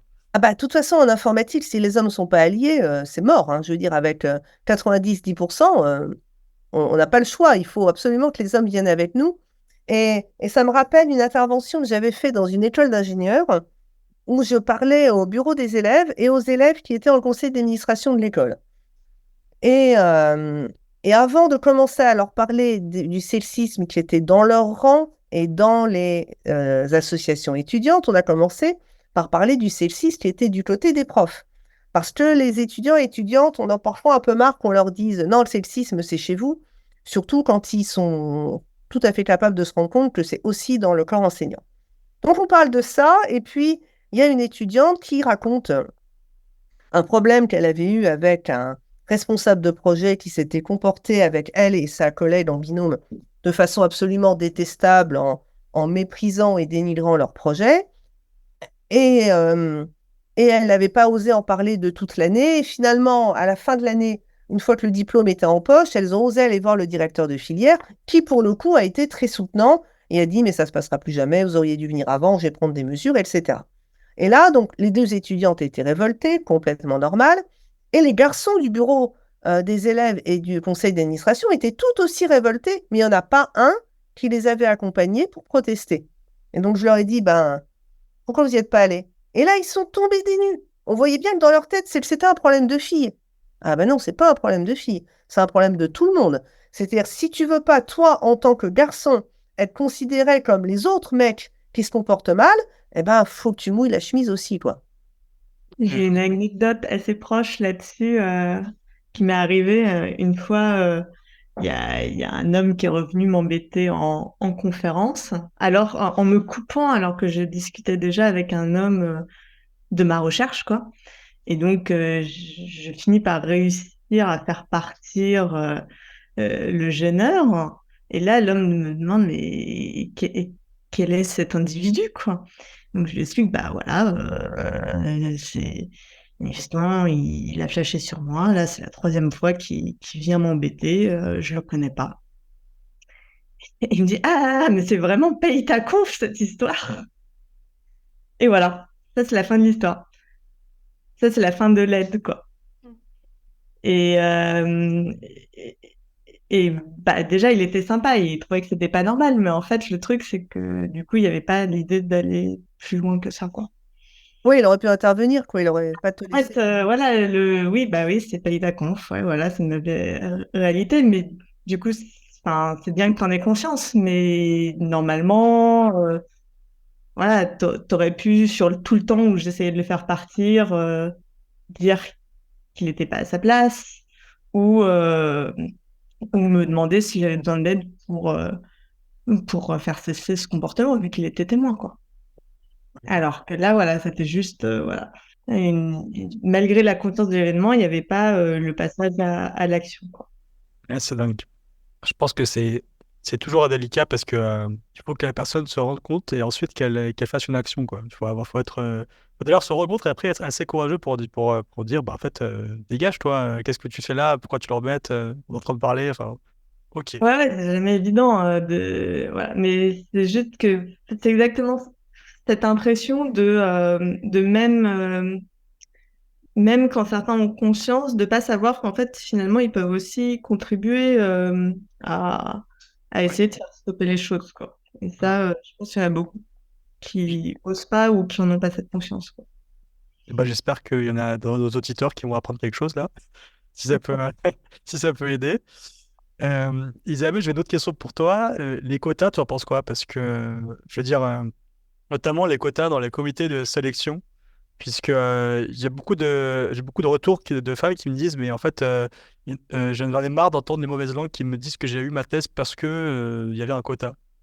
Alors, sur les quotas, moi, je suis très, très claire, hein. Je préfère être là parce que je suis une femme que pas là parce que je suis une femme. De toute façon, même quand il n'y a pas de quota, on nous soupçonne d'être là parce qu'on est une femme. Je me souviens d'une école où il y avait 3 filles sur 40 gars et on les soupçonnait d'être là parce qu'elles étaient des femmes. Donc, quitte à prendre, hein, à la limite, autant prendre pour quelque chose parce qu'au moins on est là. C'est-à-dire que de toute façon, on n'arrêtera pas d'avoir un soupçon, des soupçons sur notre compétence, qu'il y ait des quotas explicites, implicites ou pas du tout. Donc moi je dis, il faut faire des quotas fièrement. Il ne faut pas faire des quotas à la sauvette en disant, en substance, ouais, les femmes, elles ont du mal, alors quand même, on va faire un quota, on va les aider. On n'est pas des pauvres choses. Il faut faire un quota fier en disant, c'est absolument scandaleux qu'aujourd'hui, les femmes doivent subir encore une discrimination systémique, si à la fin on a besoin d'un coup de pouce pour faire en sorte d'avoir un monde plus juste et plus représentatif de la société, eh ben on va le faire. Et donc, c'est pas parce que ce sont de pauvres petites choses, ça veut dire que si elles sont arrivées juste là, c'est qu'elles ont dû abattre tellement d'obstacles, si à la fin, on met un coup de pouce parce qu'on pense qu'on va faire une meilleure science, un meilleur enseignement, une société meilleure, eh ben heureusement qu'on arrive quand même à avoir des femmes dans nos quotas. Malheureusement, souvent, on fait des quotas honteux. Et alors, évidemment, quand on fait des quotas honteux, c'est comme si c'était la faute des femmes qu'elles auraient été prises par pitié. De fait, il faut être aussi assez clair sur le fait que, OK, on est là par quota. Maintenant, par exemple, moi, je suis une informaticienne quota, c'est-à-dire dans mon bachelor, je n'en avais pas du tout conscience, mais il y a eu un vrai coup de pouce de la part de notre directeur des études. On était 4 filles, un vrai coup de pouce pour nous intégrer. Quand j'ai appris ça à l'époque, j'étais jeune, vous me pardonnerez, j'ai cru que le coup de pouce c'était pour les autres, mais que moi c'était bon, c'était ma façon de me protéger. Mais en fait, quand on regarde à la sortie comment on était classés, si les 4 filles avaient été en queue de classement, là on pourrait se dire, ouais, effectivement, c'était un quota par pitié, mais ce n'était pas du tout notre cas. On n'était pas du tout en queue de classement. Donc à partir de là, on avait tout à fait notre place. Par contre, face à la masse, face à l'hostilité et face aux difficultés, bah, peut-être que si on n'avait pas eu ce coup de pouce, on n'aurait pas eu l'occasion de prouver qu'on n'était pas en queue de classement. Donc moi, les quotas, je suis très claire là-dessus, c'est une solution intellectuellement décevante, parce qu'on aimerait bien ne pas en avoir besoin, mais pour l'instant, si on veut pas que ça change d'ici 2 siècles, ça fonctionne, et c'est pas si cher.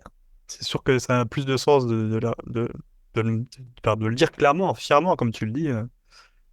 Et là, franchement, ça, effectivement, je pense que même s'il n'y avait pas de quota, ça reste enfin, je veux dire, il y aura toujours quelqu'un pour dire quelque chose. Mais alors, par rapport aux obstacles du coup que les femmes rencontrent, s'il y a des doctorantes qui rencontrent des obstacles dans leur thèse, qu'est-ce que tu leur conseillerais? On a déjà parlé peut-être du CSI. Est-ce qu'il y a d'autres conseils que tu aimerais donner? Moi, je pense qu'il faut identifier ses alliés. Euh, Ils sont souvent plus nombreux qu'on ne le pense, mais alors, évidemment, on prend un vrai risque. Et je comprends toutes ces personnes qui disent, j'ai pas osé en parler à tel ou tel moment, telle ou telle personne, parce que j'avais peur que ça condamne ma carrière académique. Et elles ont raison, hein. Je veux dire, il y a des cas où effectivement ça condamne la carrière académique. Et quand j'entends l'histoire de ce comité de suivi de thèse qui a été aussi démissionnaire alors qu'ils étaient là pour pallier ce genre de problème, forcément, je comprends que les personnes aient des doutes sur le fait qu'il y ait quelqu'un dans le circuit qui va les aider. Pour connaître ses alliés, que ce soit des collègues de laboratoire, des profs, des responsables égalité de l'université, des commissions de lutte contre le harcèlement. Je ne connais pas forcément les termes qui existent en France, hein.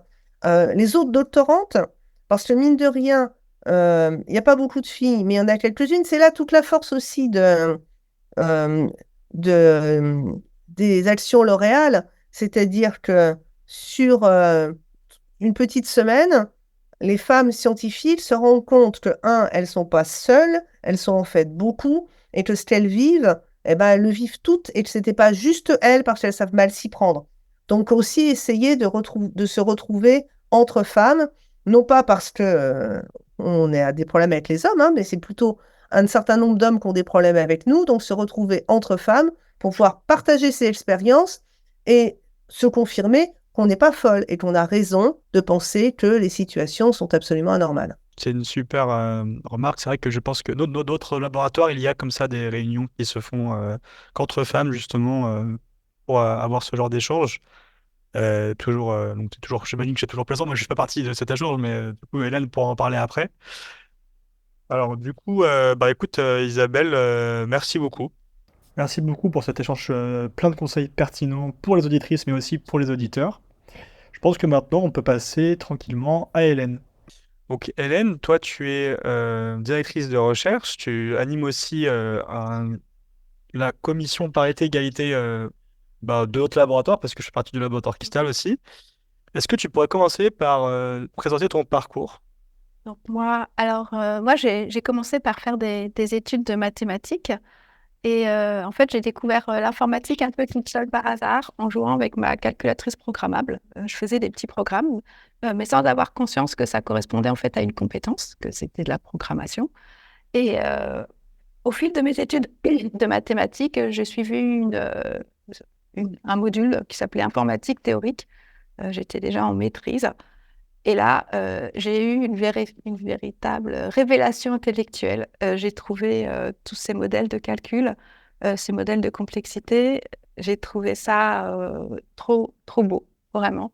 Et j'ai décidé de me réorienter vers une thèse en informatique. Et depuis, j'ai jamais regretté. La thèse, pour moi, c'était un petit peu ce que vous décriviez tout à l'heure. C'était une véritable expérience intellectuelle.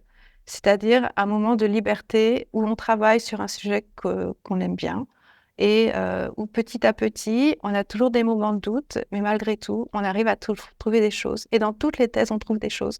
On se rend compte souvent a posteriori, mais c'est vraiment une expérience à la fois humaine et intellectuelle qui est unique.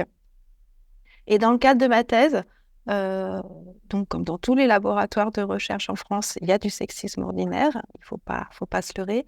Mais j'ai eu la chance de démarrer la thèse en même temps que d'autres doctorantes. Et on s'est retrouvés dans le même coin de couloir. Et rapidement, en fait, je sais pas comment on avait fait, mais on s'est retrouvés dans le même bureau, alors qu'on n'était pas dans la même équipe. Et en fait, c'était devenu notre bureau de filles à nous. Et ce qui fait que c'était un environnement qui était vraiment très cocon, très agréable, où on est très vite devenus amis. Et je pense que ça a aussi participé au fait que j'ai gardé un bon souvenir de ma thèse et que finalement, même si on voyait bien qu'il y avait peu de filles, même si certains de nos collègues étaient un peu des gros lourdeaux, certains même peut-être toxiques, eh bien nous, on n'en a pas souffert parce on échangeait à ce sujet et voilà, on a créé une sororité qui après a duré quelques années après la thèse. Donc ça, je pense que c'est un point important. Essayez de trouver des collègues féminines avec qui vous avez à partager. Voilà. Ouais, mais je pense effectivement c'est une très bonne idée. Alors, parfois c'est plus facile dans certains environnements, dans certains laboratoires, j'imagine. Dans ton cas, j'ai l'impression que ça s'est fait naturellement parce que tout le monde était déjà là. Mais peut-être que parfois il faut aller les chercher quand même. Est-ce que tu voudrais, avant qu'on commence à aller plus loin avec toi, est-ce que tu voudrais rebondir sur ce qui a été dit jusqu'à maintenant? Euh, ben, un petit exemple de sexisme ordinaire. Alors, c'était pas pendant ma thèse, c'est quand j'ai été recrutée. Je partageais mon bureau avec deux collègues masculins. Et parfois, ils étaient absents, ils étaient en réunion, ils étaient en cours et je prenais leur coup de fil. Et bien, systématiquement, on me prenait pour leur secrétaire. Voilà. Et voilà. Et ça a duré plusieurs mois. Et certains même disaient j'ai eu votre assistante au téléphone, elle ne vous a pas donné le message, comment se fait-il qu'elle ne soit pas au courant de votre emploi du temps? À aucun moment, ils pensaient que j'étais une scientifique. C'était récurrent comme situation. Et sinon, puisque c'est un sujet qui a été abordé, c'est les quotas dans les jurys, les comités de recrutement. Effectivement, quand on est une femme, qu'on est sursollicité, ça a vraiment un effet lassant et même on se sent un peu dévalué d'être ramené à ces fonctions où on est là pour éplucher des dossiers. Mais quand on est en début de carrière, je pense qu'il faut savoir s'en saisir, il faut savoir l'utiliser pour se créer un réseau et avancer un peu plus rapidement. Parce que souvent, dans ces jurys, eh bien, comme il y a ces contraintes de quotas, il y a beaucoup plus de jeunes collègues que de jeunes collègues masculins. Et il faut être opportuniste. Quand on vous fait une proposition, si vous sentez que ça peut servir votre carrière, ben, il faut y aller. Et puis après, quand on est un peu plus avancé dans la carrière, je pense qu'il faut apprendre à savoir dire non et à se dire est-ce que c'est utile pour moi ou est-ce que c'est utile pour la communauté? Peut-être prioriser ce qui est utile pour vous. Être opportuniste, je pense que tout le monde devrait l'appliquer en doctorat. En fait. Je pense qu'il y a encore trop peu de personnes qui se rendent compte des opportunités qui peuvent arriver pour peu qu'on fasse un peu un effort. Moi, j'avais un témoignage, justement, là, avec Edwige, on a participé à une émission avec Fred de C'est pas sorcier. De base, l'émission, c'était avec des doctorants qui étaient financés par une certaine bourse très particulière. Et moi, je suis pas financé par cette bourse-là. Mais j'ai un ami qui est financé par cette bourse-là, qui m'a informé de la situation. Et moi, je me suis dit, en fait, c'est trop tôt comme projet. Peut-être que si je contacte notre directrice de laboratoire qui gère l'émission, j'ai réussi moi aussi à pouvoir participer, quoi. Même si de base, il y avait une réunion secrète où je n'étais pas convié et que ça s'est fait en cachette un peu. Et au final, j'ai envoyé un mail et grâce à ce mail, en fait, j'ai réussi à être dans la boucle et à prendre l'opportunité, quoi. Donc ce genre de choses, je pense que n'importe quel doctorant ou doctorante devrait ne pas hésiter à le reproduire, en fait. Je pense qu'il y a beaucoup d'opportunités qui peuvent arriver en thèse, même quand on est jeune, exactement, qu'il ne faut pas hésiter. Après, évidemment, plus on avance et plus il faut réfléchir à quel point ça va vraiment être utile pour nous. Effectivement, après savoir dire non, c'est une vraie compétence. Ok. Est-ce que toi, quand tu t'es lancé en thèse, tu avais un modèle? Alors non, parce que j'étais pas du tout consciente du bienfait d'avoir un modèle. En fait, à l'époque, je faisais mes études année après année et je me projetais pas. Donc, après mon DEA, j'étais contente de faire une thèse. Pendant ma thèse, j'ai été contente de faire ma thèse. Et j'ai commencé à prendre un peu de recul quand j'ai été recrutée à l'université, où là, j'ai commencé à sentir quand même qu'il y avait peu de femmes. Et notamment, une expérience qui m'a un peu marquée, c'est quand j'ai commencé à faire de l'enseignement. Et je me suis retrouvée à plusieurs reprises comme étant une jeune chargée de cours face à une classe 100% masculine de jeunes garçons qui avaient mon âge à 2 ou 3 ans près. Et c'est vrai que là, quand même, on se dit, tiens, c'est bizarre. J'ai commencé à réfléchir à ce sujet. Et c'est vrai que les débuts de carrière sont parfois un peu difficiles. Et c'est là que je me suis cherché des modèles. Et ça a été important pour moi d'avoir des modèles femmes. Donc, il y a quelques femmes au labo, elles ne le savent pas, mais elles m'ont servi de modèle, des femmes qui avaient 10, 15 ans de plus que moi. Et je me suis dit, si elles y arrivent, j'y arriverai. Et quand j'avais un problème, je me disais, et elle ferait comment? Voilà. Et donc, de manière explicite, je me suis créé des modèles comme ça.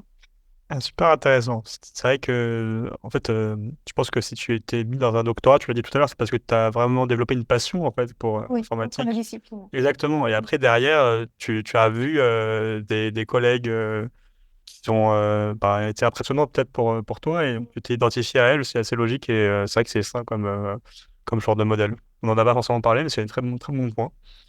Et donc, en plus, donc là, tu es directrice de recherche. Oui. T'as ton propre équipe, tu gères une équipe maintenant? Alors, j'ai géré une équipe Ah. pendant 20 ans, donc ce qui était un temps long, et j'ai arrêté il y a 6 semaines. J'ai passé la main à un jeune collègue. Ok, je vois. Ok, moi, du coup, j'avais noté que tu avais dit, ok, est-ce que tu veux témoigner un peu de cette expérience de direction d'une équipe en tant que femme dans un milieu peut-être un peu masculin? Ce qui est sûr, c'est qu'à un moment, j'étais la seule responsable d'équipe au niveau du laboratoire, puisque une fois où on avait une évaluation HCRS, donc on devait être 20, il y avait 25 responsables d'équipe et j'étais la seule femme.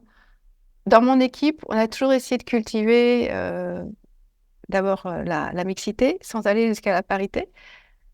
On a également, moi j'ai toujours été entourée de collègues masculins qui étaient très ouverts, très bienveillants. J'ai jamais senti de tension vis-à-vis du fait d'être une femme dans ma fonction de responsable d'équipe. Après, peut-être qu'une femme gère une équipe de manière différente. Je ne sais pas. Ok, très bien. Bon, ça, c'est une bonne chose.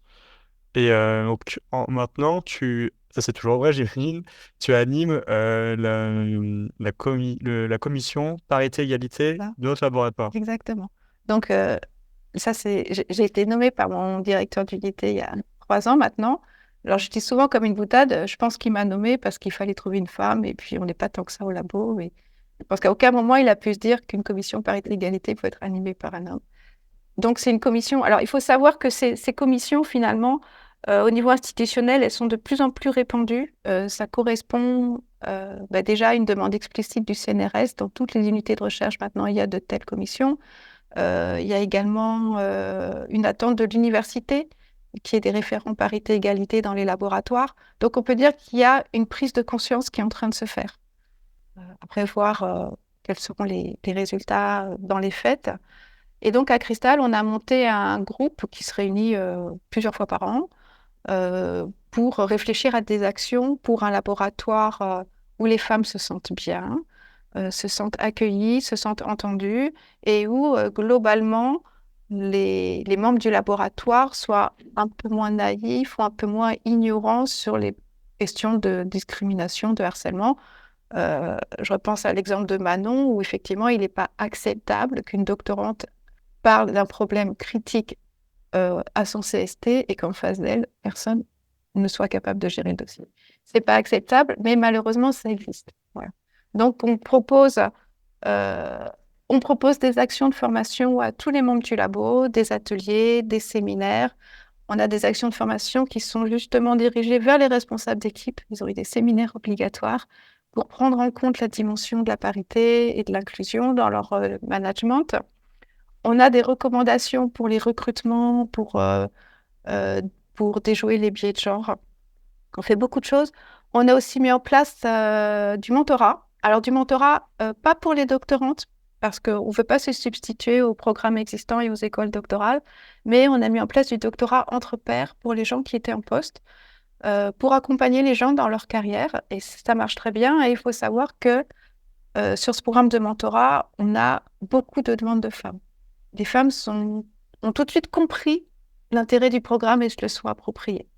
On a aussi des actions spécifiquement pour les femmes, que j'appelle les femmes ici et maintenant, où on a des déjeuners 100% femmes pour discuter soit sur des sujets libres, soit sur des sujets en lien avec la vie professionnelle, la vie familiale. On a eu des déjeuners sur la maternité, le retour de congé maternité, les quotas de genre, aller en conférence, parce que ces problèmes de harcèlement en conférence, c'est quelque chose qui est assez récurrent, malheureusement.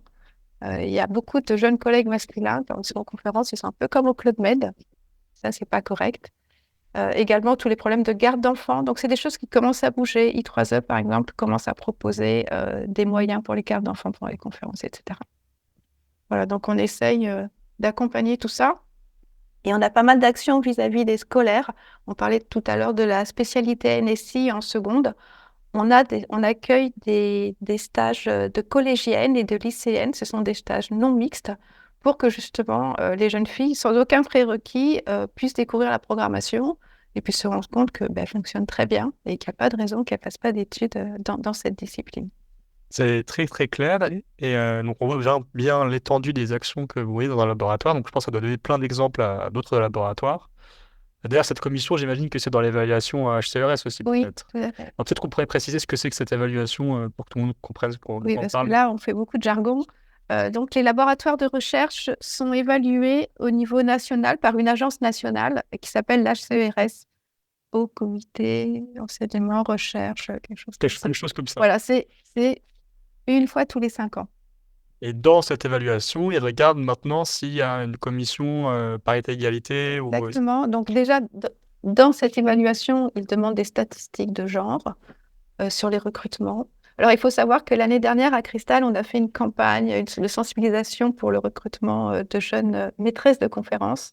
Et sur les 6 postes qui ont été ouverts, 6 femmes ont été recrutées. Donc, bon, on ne fera peut-être pas comme ça tous les ans, mais l'année dernière, on a fait carton plein. Bravo, hein, félicitations. Donc, effectivement, cette question de la parité et de la place des femmes, c'est un sujet qui est de moins en moins tabou, et c'est très bien. Et je pense qu'on a beaucoup de collègues masculins qui ne sont pas forcément de mauvaise volonté, mais qui ont un peu tendance à penser que oui, peut-être il y avait des inégalités, mais finalement, ça ne les concernait pas, et qui se rendent compte que, bien, quand on entend une blague sexiste, eh bien, on n'est pas obligé de rire. Et on peut même dire, c'est pas drôle. Enfin, voilà, que ces problèmes de sexisme, ça ne touche pas, enfin, ce n'est pas une question qui ne concerne que les femmes. En tant qu'hommes, on est aussi responsable de travailler dans un contexte où les gens se respectent. Et on est tout à fait légitime pour, si on voit une collègue importunée, intervenir et dire gentiment, arriver à intervenir. Pour reprendre ce que disait Edwige tout à l'heure en conférence. Ouais, c'est un très très bon point. Encore une fois, j'espère qu'il y a des auditeurs masculins qui écoutent ce qu'on est en train de dire, hein. C'est vrai que je pense qu'en fait, on est beaucoup, peut-être même moi à certains moments, enfin, on est beaucoup à ignorer, peut-être à ne pas remarquer tout de suite ce qui se passe ou ne pas. Alors des fois, peut-être, enfin, je sais pas si c'est vraiment volontaire, hein. Parfois, il y a des choses qu'on ne remarque pas parce qu'on n'a pas tous les détails, ou on voit pas, on n'arrive pas à prendre du recul sur la situation. Mais là, je pense que c'est impossible d'ignorer, enfin maintenant avec tout ce que vous avez dit quand même, je pense que c'est impossible d'ignorer tout ça. Il faut être plus précautionneux quand même en tant qu'homme sur ce sujet. De manière générale aussi, Même vous êtes doctorant, vous avez dans votre équipe une doctorante et vous avez l'impression qu'elle a des relations tendues avec un autre collègue ou avec son directeur de thèse, vous pouvez très bien aller la voir et lui poser la question, gentiment. Peut-être qu'elle dira, ben non, pas du tout. Et puis peut-être qu'elle dira, ah ben justement, heureusement que tu m'en parles. Les hommes sont complètement légitimes pour parler de ces questions aussi. Oui, il ne faut pas hésiter à ouvrir le dialogue, même si on est en ton com, et rien que pour voir si tout va bien, en fait. C'est vrai, c'est un très très bon point. Et je voulais te demander comment vous faites avec cette commission pour rendre le laboratoire plus inclusif pour les femmes? On a les repas, on appelle les Girls Only, 100% femmes. On en a 6 par an, ce qui permet aux... Et il y a beaucoup de doctorantes qui vont, ce qui permet aux doctorantes qui ne se connaissent pas entre équipes de faire connaissance, de discuter, et puis surtout de réaliser que tous ces petits problèmes qu'elles pensaient être seules à rencontrer, finalement, c'est quelque chose qui est partagé. Et du coup, c'est pas la faute de la doctorante. Ça veut dire que c'est quelque chose de systémique. Et ça, c'est déjà une première étape. On met des protections périodiques à disposition dans les toilettes. Alors, on peut penser que c'est anecdotique, mais vu à l'allure à laquelle le stock part, on pense que c'est utile. Et puis, ça permet aussi que les règles soient moins taboues. Voilà. C'est sûr que quand on voit des protections périodiques dans les toilettes, si par exemple une stagiaire a des règles douloureuses, elle est plus à l'aise pour en discuter avec son encadrant, des choses comme ça. Ça, c'est vraiment des choses que je parle d'expérience. Les gens reviennent et osent parler des règles. On accompagne les doctorantes sur le prix L'Oréal, dont parlait Edwige tout à l'heure. Et puis, au niveau du labo, on a plein d'actions. On a des séminaires, des ateliers, on a un cours lecture. On essaye de responsabiliser les responsables d'équipe parce qu'ils sont à un niveau de gestion RH où ils peuvent voir beaucoup de choses. Et ils ont à la fois la mission d'être exemplaires et puis dans leur équipe, ne pas laisser s'installer des dérives. Voilà. Ok, super intéressant. Et le retour là sur les protections hygiéniques dans les toilettes, ça me fait penser à un autre retour que j'avais vu dans un autre épisode qui était faire un doctorat quand on est parent. Mm. Et il y avait une maman qui nous disait qu'elle aurait bien aimé que dans les laboratoires, il y ait des salles pour allaiter, par exemple. Alors, à Cristal, on n'en a pas parce que d'un point de vue technique, c'est compliqué. Mais on a mis en place, alors personne ne le sait, il y a un bureau secret au 4e étage où les jeunes femmes qui veulent allaiter, que les jeunes femmes qui veulent allaiter peuvent utiliser. Voilà. Donc, on a mis en place quelque chose d'un petit peu en accord avec la direction. Donc, il y a quelques collègues qui l'ont utilisé. Mais effectivement, c'est un problème dont personne ne parle. Et on avait fait une réunion entre mamans plus ou moins âgées pour parler de la maternité. On était une bonne vingtaine, et même plus que ça. Et le sujet qui est sorti tout de suite, c'est l'allaitement. Et on s'est rendu compte que toutes, on avait eu des problèmes techniques de folie pour continuer à allaiter nos bébés et personne n'en avait jamais parlé. Voilà. Et là, on a dit, mais maintenant, c'est possible. Il y a une espèce de salle cachée où on a réussi à obtenir que la vitre soit occultée. Et il y a une prise électrique et après, on peut utiliser le frigo et puis voilà. Ah, waouh, ok. Alors, si vous êtes à Cristal et que vous êtes maman et que Voilà. vous nous écoutez, sachez qu'il y a une salle cachée. Vous demandez, on vous explique comment l'utiliser. C'est pas une vraie salle d'allaitement, mais c'est mieux que rien. Super, bah, très très intéressant, c'est marrant comme témoignage. Euh, donc, tu nous as dit que dans le laboratoire, il y a des actions qui sont menées dans les lycées, après des lycéennes. Mm. Tu peux juste détailler un peu ce qu'ils font, par exemple, dans le laboratoire, qu'est-ce qu'ils font? Ils font juste une visite? Comment ça fonctionne? Alors, une action qui est bien rodée maintenant, qui fonctionne très bien, c'est vis-à-vis des collégiennes. On a, alors on fait ça avec le département informatique de l'université. Plusieurs fois par an, on accueille un groupe, à peu près une douzaine de jeunes filles, pendant une semaine dans le cadre des stages observation de 3e qui sont obligatoires. Et ça, ce sont des groupes qui sont totalement non mixtes, ce qu'on appelle une non-mixité choisie. Et on essaye aussi de faire en sorte que toutes les intervenants soient des intervenantes, c'est-à-dire que les collégiennes sont accueillies par des doctorantes ou des jeunes chercheuses. Elles vont discuter, elles ont des visites de labo, elles rencontrent d'autres chercheuses, et puis elles ont une activité de programmation ludique, programmation récréative avec une imprimante laser, une graveuse, etc. Donc il y a un vrai contenu scientifique, un vrai contenu technique, mais c'est interdit aux hommes. Et on s'aperçoit qu'on est vraiment dans le stéréotype quand on dit que des jeunes filles n'aiment pas les sciences ou ne sont pas techniques. Ça fait absolument pas de sens. On accompagne aussi des clubs de codeuses au niveau de collège. Et là, on est en train de mettre en place, on a plein de projets dans les cartons, on est en train de mettre en place des actions similaires pour les lycéennes de classe de seconde, Ah oui, d'accord, ok, je vois. pour qu'elles se sentent mieux armées pour prendre l'option NSI, enfin, Oui. la spécialité NSI. Ouais, c'est très intelligent de le mettre à ce niveau-là, puisque derrière, c'est là qu'il va intervenir le choix de l'option, effectivement. Ok, très bien. Donc, du coup, ouais, ces journées-là, vous avez des retours? Est-ce que vous voyez des choses qui se passent? Bah, nous, ce qu'on voit, c'est que pour les participantes, il y a vraiment une émotion importante. Le fait de se retrouver entre filles, ça crée quelque chose qu'elles n'avaient pas anticipé d'une certaine manière. C'est vraiment une expérience. On les voit partir à la fin du stage vraiment très émues. Il y a quelque chose qui se débloque. Ah, donc là, Bon, je pense que pour les animatrices aussi, c'est vraiment sympathique. là, c'est tout à fait le genre d'action où on arrive mieux à cerner ce que ça va permettre, en fait, derrière, puisque c'est vraiment prendre le problème à la source assez tôt, finalement, au collège, donc en fin de troisième, très, très intéressant, hein. Et donc là, j'aimerais revenir peut-être un peu sur les témoignages de Manon, là. Si jamais quelqu'un a un problème dans le laboratoire, dans notre laboratoire par exemple, comment ça se passe pour témoigner? Est-ce qu'on peut témoigner dans cette commission ou est-ce que... Alors déjà, nous, au niveau du laboratoire, quand il y a une situation de crise, de harcèlement, de discrimination, il y a de plus en plus de services institutionnels. Les gens ont un peu du mal à naviguer au milieu de tout ça. Donc nous, on a mis en place sur le site du labo, sur l'intranet du laboratoire, on a mis en place toute une page explicative avec tous les pointeurs, tous les numéros, toutes les consignes.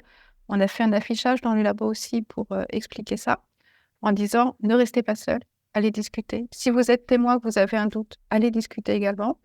Et il est déjà arrivé que des gens viennent voir la commission pour signaler un mal-être important, une situation toxique. Alors, nous, ce n'est pas dans nos fonctions de traiter ce problème, c'est-à-dire qu'on peut écouter, mais surtout, on accompagne la personne pour qu'elle prenne contact avec la bonne personne de la cellule harcèlement discrimination en fonction de son employeur, où là, les gens peuvent être accueillis par des gens qui sont compétents, dont c'est le métier. Mais on peut servir effectivement de relais de proximité pour orienter vers la maison de la médiation ou SOS signalement.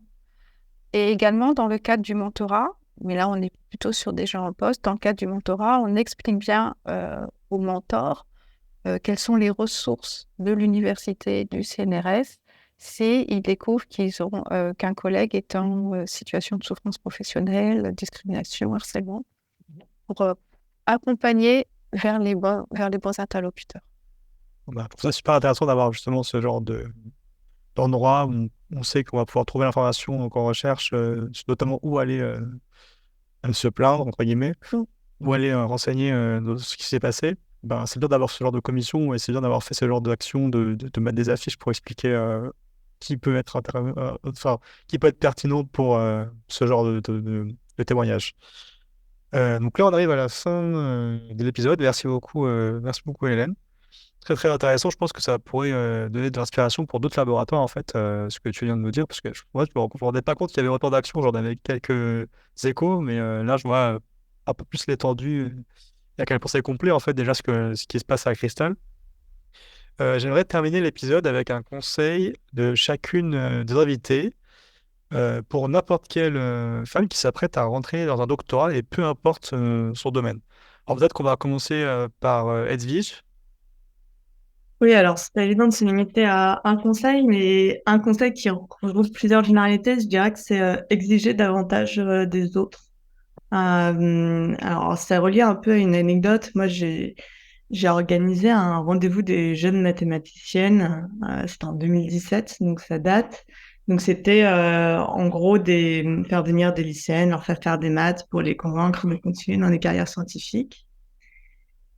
Et donc je discutais un peu avec elles de leurs doutes, de qu'est-ce qui pouvait les freiner. Et en fait, il y en avait beaucoup qui disaient ah là là, je trouve vraiment de la gratitude envers mes parents, ils me laissent venir à ce week-end. Donc on parle quand même de lycéennes qui disent mes parents ils sont vraiment gentils, me laissent faire des maths le week-end. Et c'est un peu cliché, c'est un peu l'enfant parfait quand même là qui va tout seul à un truc qui est gratuit pour faire des maths. Et malgré ça, elles avaient l'impression d'être déjà un peu dans le truc inhabituel, d'en demander à leurs parents et tout ça. Et c'est quelque chose que j'ai beaucoup retrouvé ensuite de la part des femmes qui sont en mode ah, mon directeur est disponible, il a relu mon papier, ou voilà, j'ai de la chance d'être là quand même, j'ai même eu une mentor, etc. Et en fait, c'est des choses, c'est le point où je vois le plus de différence avec des collègues masculins qui n'ont pas du tout le même niveau de gratitude démesurée pour les petits avantages qu'ils ont pu rencontrer au cours de leur parcours. Et donc, moi, j'aurais tendance à dire, en fait, souvent, elles ont eu ces avantages parce qu'il y avait de très bonnes raisons pour lesquelles elles avaient ces avantages. Par exemple, un rendez-vous des jeunes mathématiciennes, elles avaient été sélectionnées pour venir, en plus d'avoir ce week-end gratuit. Et on se retrouve pas en doctorat en informatique par hasard quand on est une femme. On l'a cherché quand même. Donc, on est légitime et je pense qu'il faut donc aller plus loin et exiger ce dont on a besoin, c'est-à-dire exiger d'avoir un directeur suffisamment présent, exiger d'avoir des retours sur ce qu'on fait, exiger de pouvoir aller en conférence et dépenser du budget comme n'importe quel doctorant. Et j'ai l'impression que les femmes vont avoir plus tendance à avoir un niveau de gratitude trop bas par rapport à ce qu'elles pourraient avoir. Et après, il y a eu beaucoup de conseils sur ce podcast. Avec l'autre, c'était évidemment de trouver des alliés, que ce soit des femmes ou des hommes. Je trouve qu'aujourd'hui, bon, on a quand même eu MeToo dans la société, etc. Évidemment qu'on ne peut pas avoir que des hommes féministes dans son entourage, ça va être compliqué. Par contre, je pense que pour les plus proches de nous, comme un directeur de thèse ou un co-auteur ou ton compagnon, des voisins de bureau, c'est quand même possible de dire, sous un certain niveau de conscience féministe, juste ça va pas le faire et je vais pas me lancer là-dedans. Et je pense que ça, il faut s'autoriser à choisir, tout simplement, et à exiger des autres qui soient nos alliés si on va travailler avec eux ou passer du temps avec eux. Donc si on résume, oser, exiger, et n'hésitez pas à chercher des alliés. Ce sont des très bons conseils que je valide à 100%. Maintenant, on peut passer au conseil d'Isabelle. Alors, il y a plein de conseils qu'on peut donner. Il y en a un, c'est bien faire et surtout le faire savoir. Même si on ne se sent pas très légitime, même si on n'est pas bien sûr, quand on a fait quelque chose, le faire savoir. Parce que cette socialisation, on l'a pas forcément. Plus d'hommes l'ont, pas tous, mais plus d'hommes l'ont. Et le milieu est suffisamment concurrentiel que si on ne fait pas savoir, il y a de bonnes chances qu'on ne vienne pas vérifier si vous avez bien fait. Alors qu'à l'école, c'est pas ça. À l'école, ça nous réussit. Euh, on peut rester relativement discrète, qui éventuellement évite d'ailleurs le harcèlement. Mais à un moment, il y a un examen. Et à l'examen, on a une bonne note et on passe à la classe supérieure et tout va bien. En doctorat, ça ne marche pas comme ça. Il ne faut pas attendre qu'on vous dise que votre thèse est excellente. Il faut exister avant. Donc le premier, c'est bien faire et le faire savoir. Le deuxième, c'est éviter les gens toxiques et les environnements toxiques. Et si on est dans un environnement qui est vraiment toxique, c'est triste à dire, hein, je mesure bien ce que je suis en train de dire, mais il ne faut pas rester. Voilà, il ne faut pas se laisser détruire par son environnement. D'une manière ou d'une autre, il faut trouver une solution pour ne pas rester, trouver d'autres gens, se rapprocher d'autres gens, parce qu'on ne va pas gagner. Si on est seul face à quelqu'un de plus puissant ou face au nombre, bah, on ne va pas gagner. Ça ne veut pas dire qu'on est faible, hein, ça veut dire que le jeu n'est pas juste. Bah, moi aussi, quand quelqu'un vient me voir et me dit qu'en fait, enfin, il me décrit son expérience et que je vois que c'est très, très, très choquant, je conseille aussi très rapidement, même si c'est difficile de le conseiller, de quitter le navire, quoi. Parce que, en fait, après, moi, j'ai été content une fois parce qu'on m'a contacté assez rapidement, c'est-à-dire un mois après avoir commencé la thèse. Alors à ce moment-là, du coup, il n'y a pas beaucoup d'engagement. Mais c'est sûr que si quelqu'un, ça fait 2 ans qu'il est en thèse et qu'il ne reste plus qu'un an pour finir, c'est plus compliqué de vouloir sortir, même si c'est toxique. Mais moi, je Clairement. conseillerais quand même d'essayer de le faire le plus tôt possible, hein, dès qu'on s'en rend compte. Alors, du coup, bah écoute, Isabelle, merci beaucoup. Alors, Euh, merci à vous. Je suis désolée, j'ai une séance, donc je vais devoir vous quitter, mais c'était un plaisir de venir discuter avec vous. Bah, merci beaucoup pour cette discussion, c'était vraiment super intéressant et je te ferai un retour sur le podcast. On peut passer peut-être au conseil de Manon. Moi, je conseillerais aux doctorantes, je leur dirais de n'écouter personne d'autre que vous. Croyez en vos capacités, en votre vision de votre avenir. personne ne pourra mieux savoir que vous ce dont vous êtes capable. Donc foncez, allez-y. Et puis au pire, si vous échouez, ça vous servira d'expérience pour mieux rebondir. Puis, comme on dit, hein, c'est des échecs qu'on apprend. Mais allez-y, écoutez pas ce qu'on vous dit et ne laissez personne surtout vous faire croire que vous n'êtes pas à votre place et que vous n'avez pas le niveau pour être là. Si vous êtes là, c'est qu'il y a une raison. Prenez l'espace que vous méritez. Ça, c'est un très très bon point qui rejoint un peu ce que Edwige disait au début. D'ailleurs, j'aime bien le dire aussi. On n'est pas en doctorat par hasard. Allez écouter l'épisode 4, Syndrome de l'imposteur, si vous voulez plus de détails. On n'est pas en doctorat par hasard. Si on est là, c'est que forcément, il s'est passé quelque chose pour qu'on soit là. C'est-à-dire qu'on le mérite. On a été sélectionné d'un moment ou à un autre. Il n'y a pas de question à avoir à ce sujet-là. Et je vais laisser du coup le dernier conseil pour Hélène. Je ne vais pas être très originale. Effectivement, si vous êtes tenté par le fait de faire une thèse, eh bien, faites-le. Si c'est quelque chose qui vous fait envie, c'est certainement que vous avez les capacités de le faire. Il y a plein de manières de réussir sa thèse. C'est vraiment une expérience personnelle et de toute façon, c'est toujours une expérience très enrichissante d'un point de vue professionnel. Donc, il ne faut pas se censurer, il faut que vous y alliez. Un point dont on n'a pas beaucoup parlé, c'est peut-être la manière dont la famille peut percevoir le doctorat en sciences chez les jeunes filles. Alors, ça dépend de son contexte familial. Note de mon expérience et des doctorantes que j'ai pu encadrer, il y a quand même beaucoup de parents encore qui ne projettent pas leur fille dans une carrière scientifique. Ça, il faut en avoir conscience. Si vous êtes parent, il faut que vous sachiez que si votre fille fait de l'informatique, il faut que vous la poussiez. Il ne faut pas que vous ayez des doutes à ce sujet.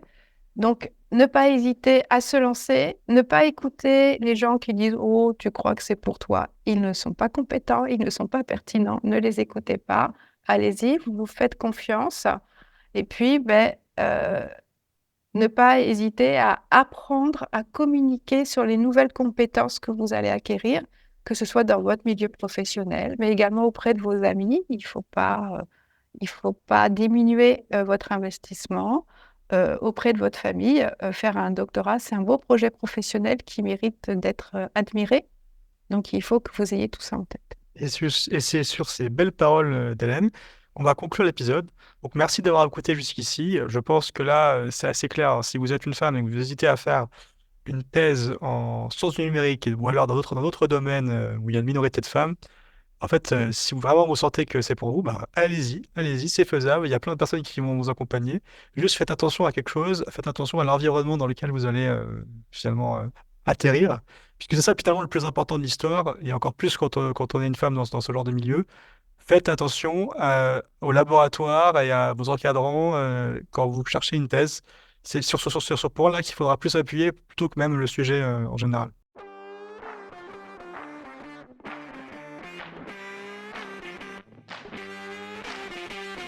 Merci d'être resté jusqu'au bout de cet épisode de Thèse, Antithèse, Synthèse. N'hésitez pas à liker l'épisode s'il vous a plu et à donner des commentaires constructifs pour vous en proposer un encore mieux la prochaine fois. Si vous connaissez d'autres personnes qui hésitent à faire une thèse scientifique, n'hésitez pas à leur partager ce podcast.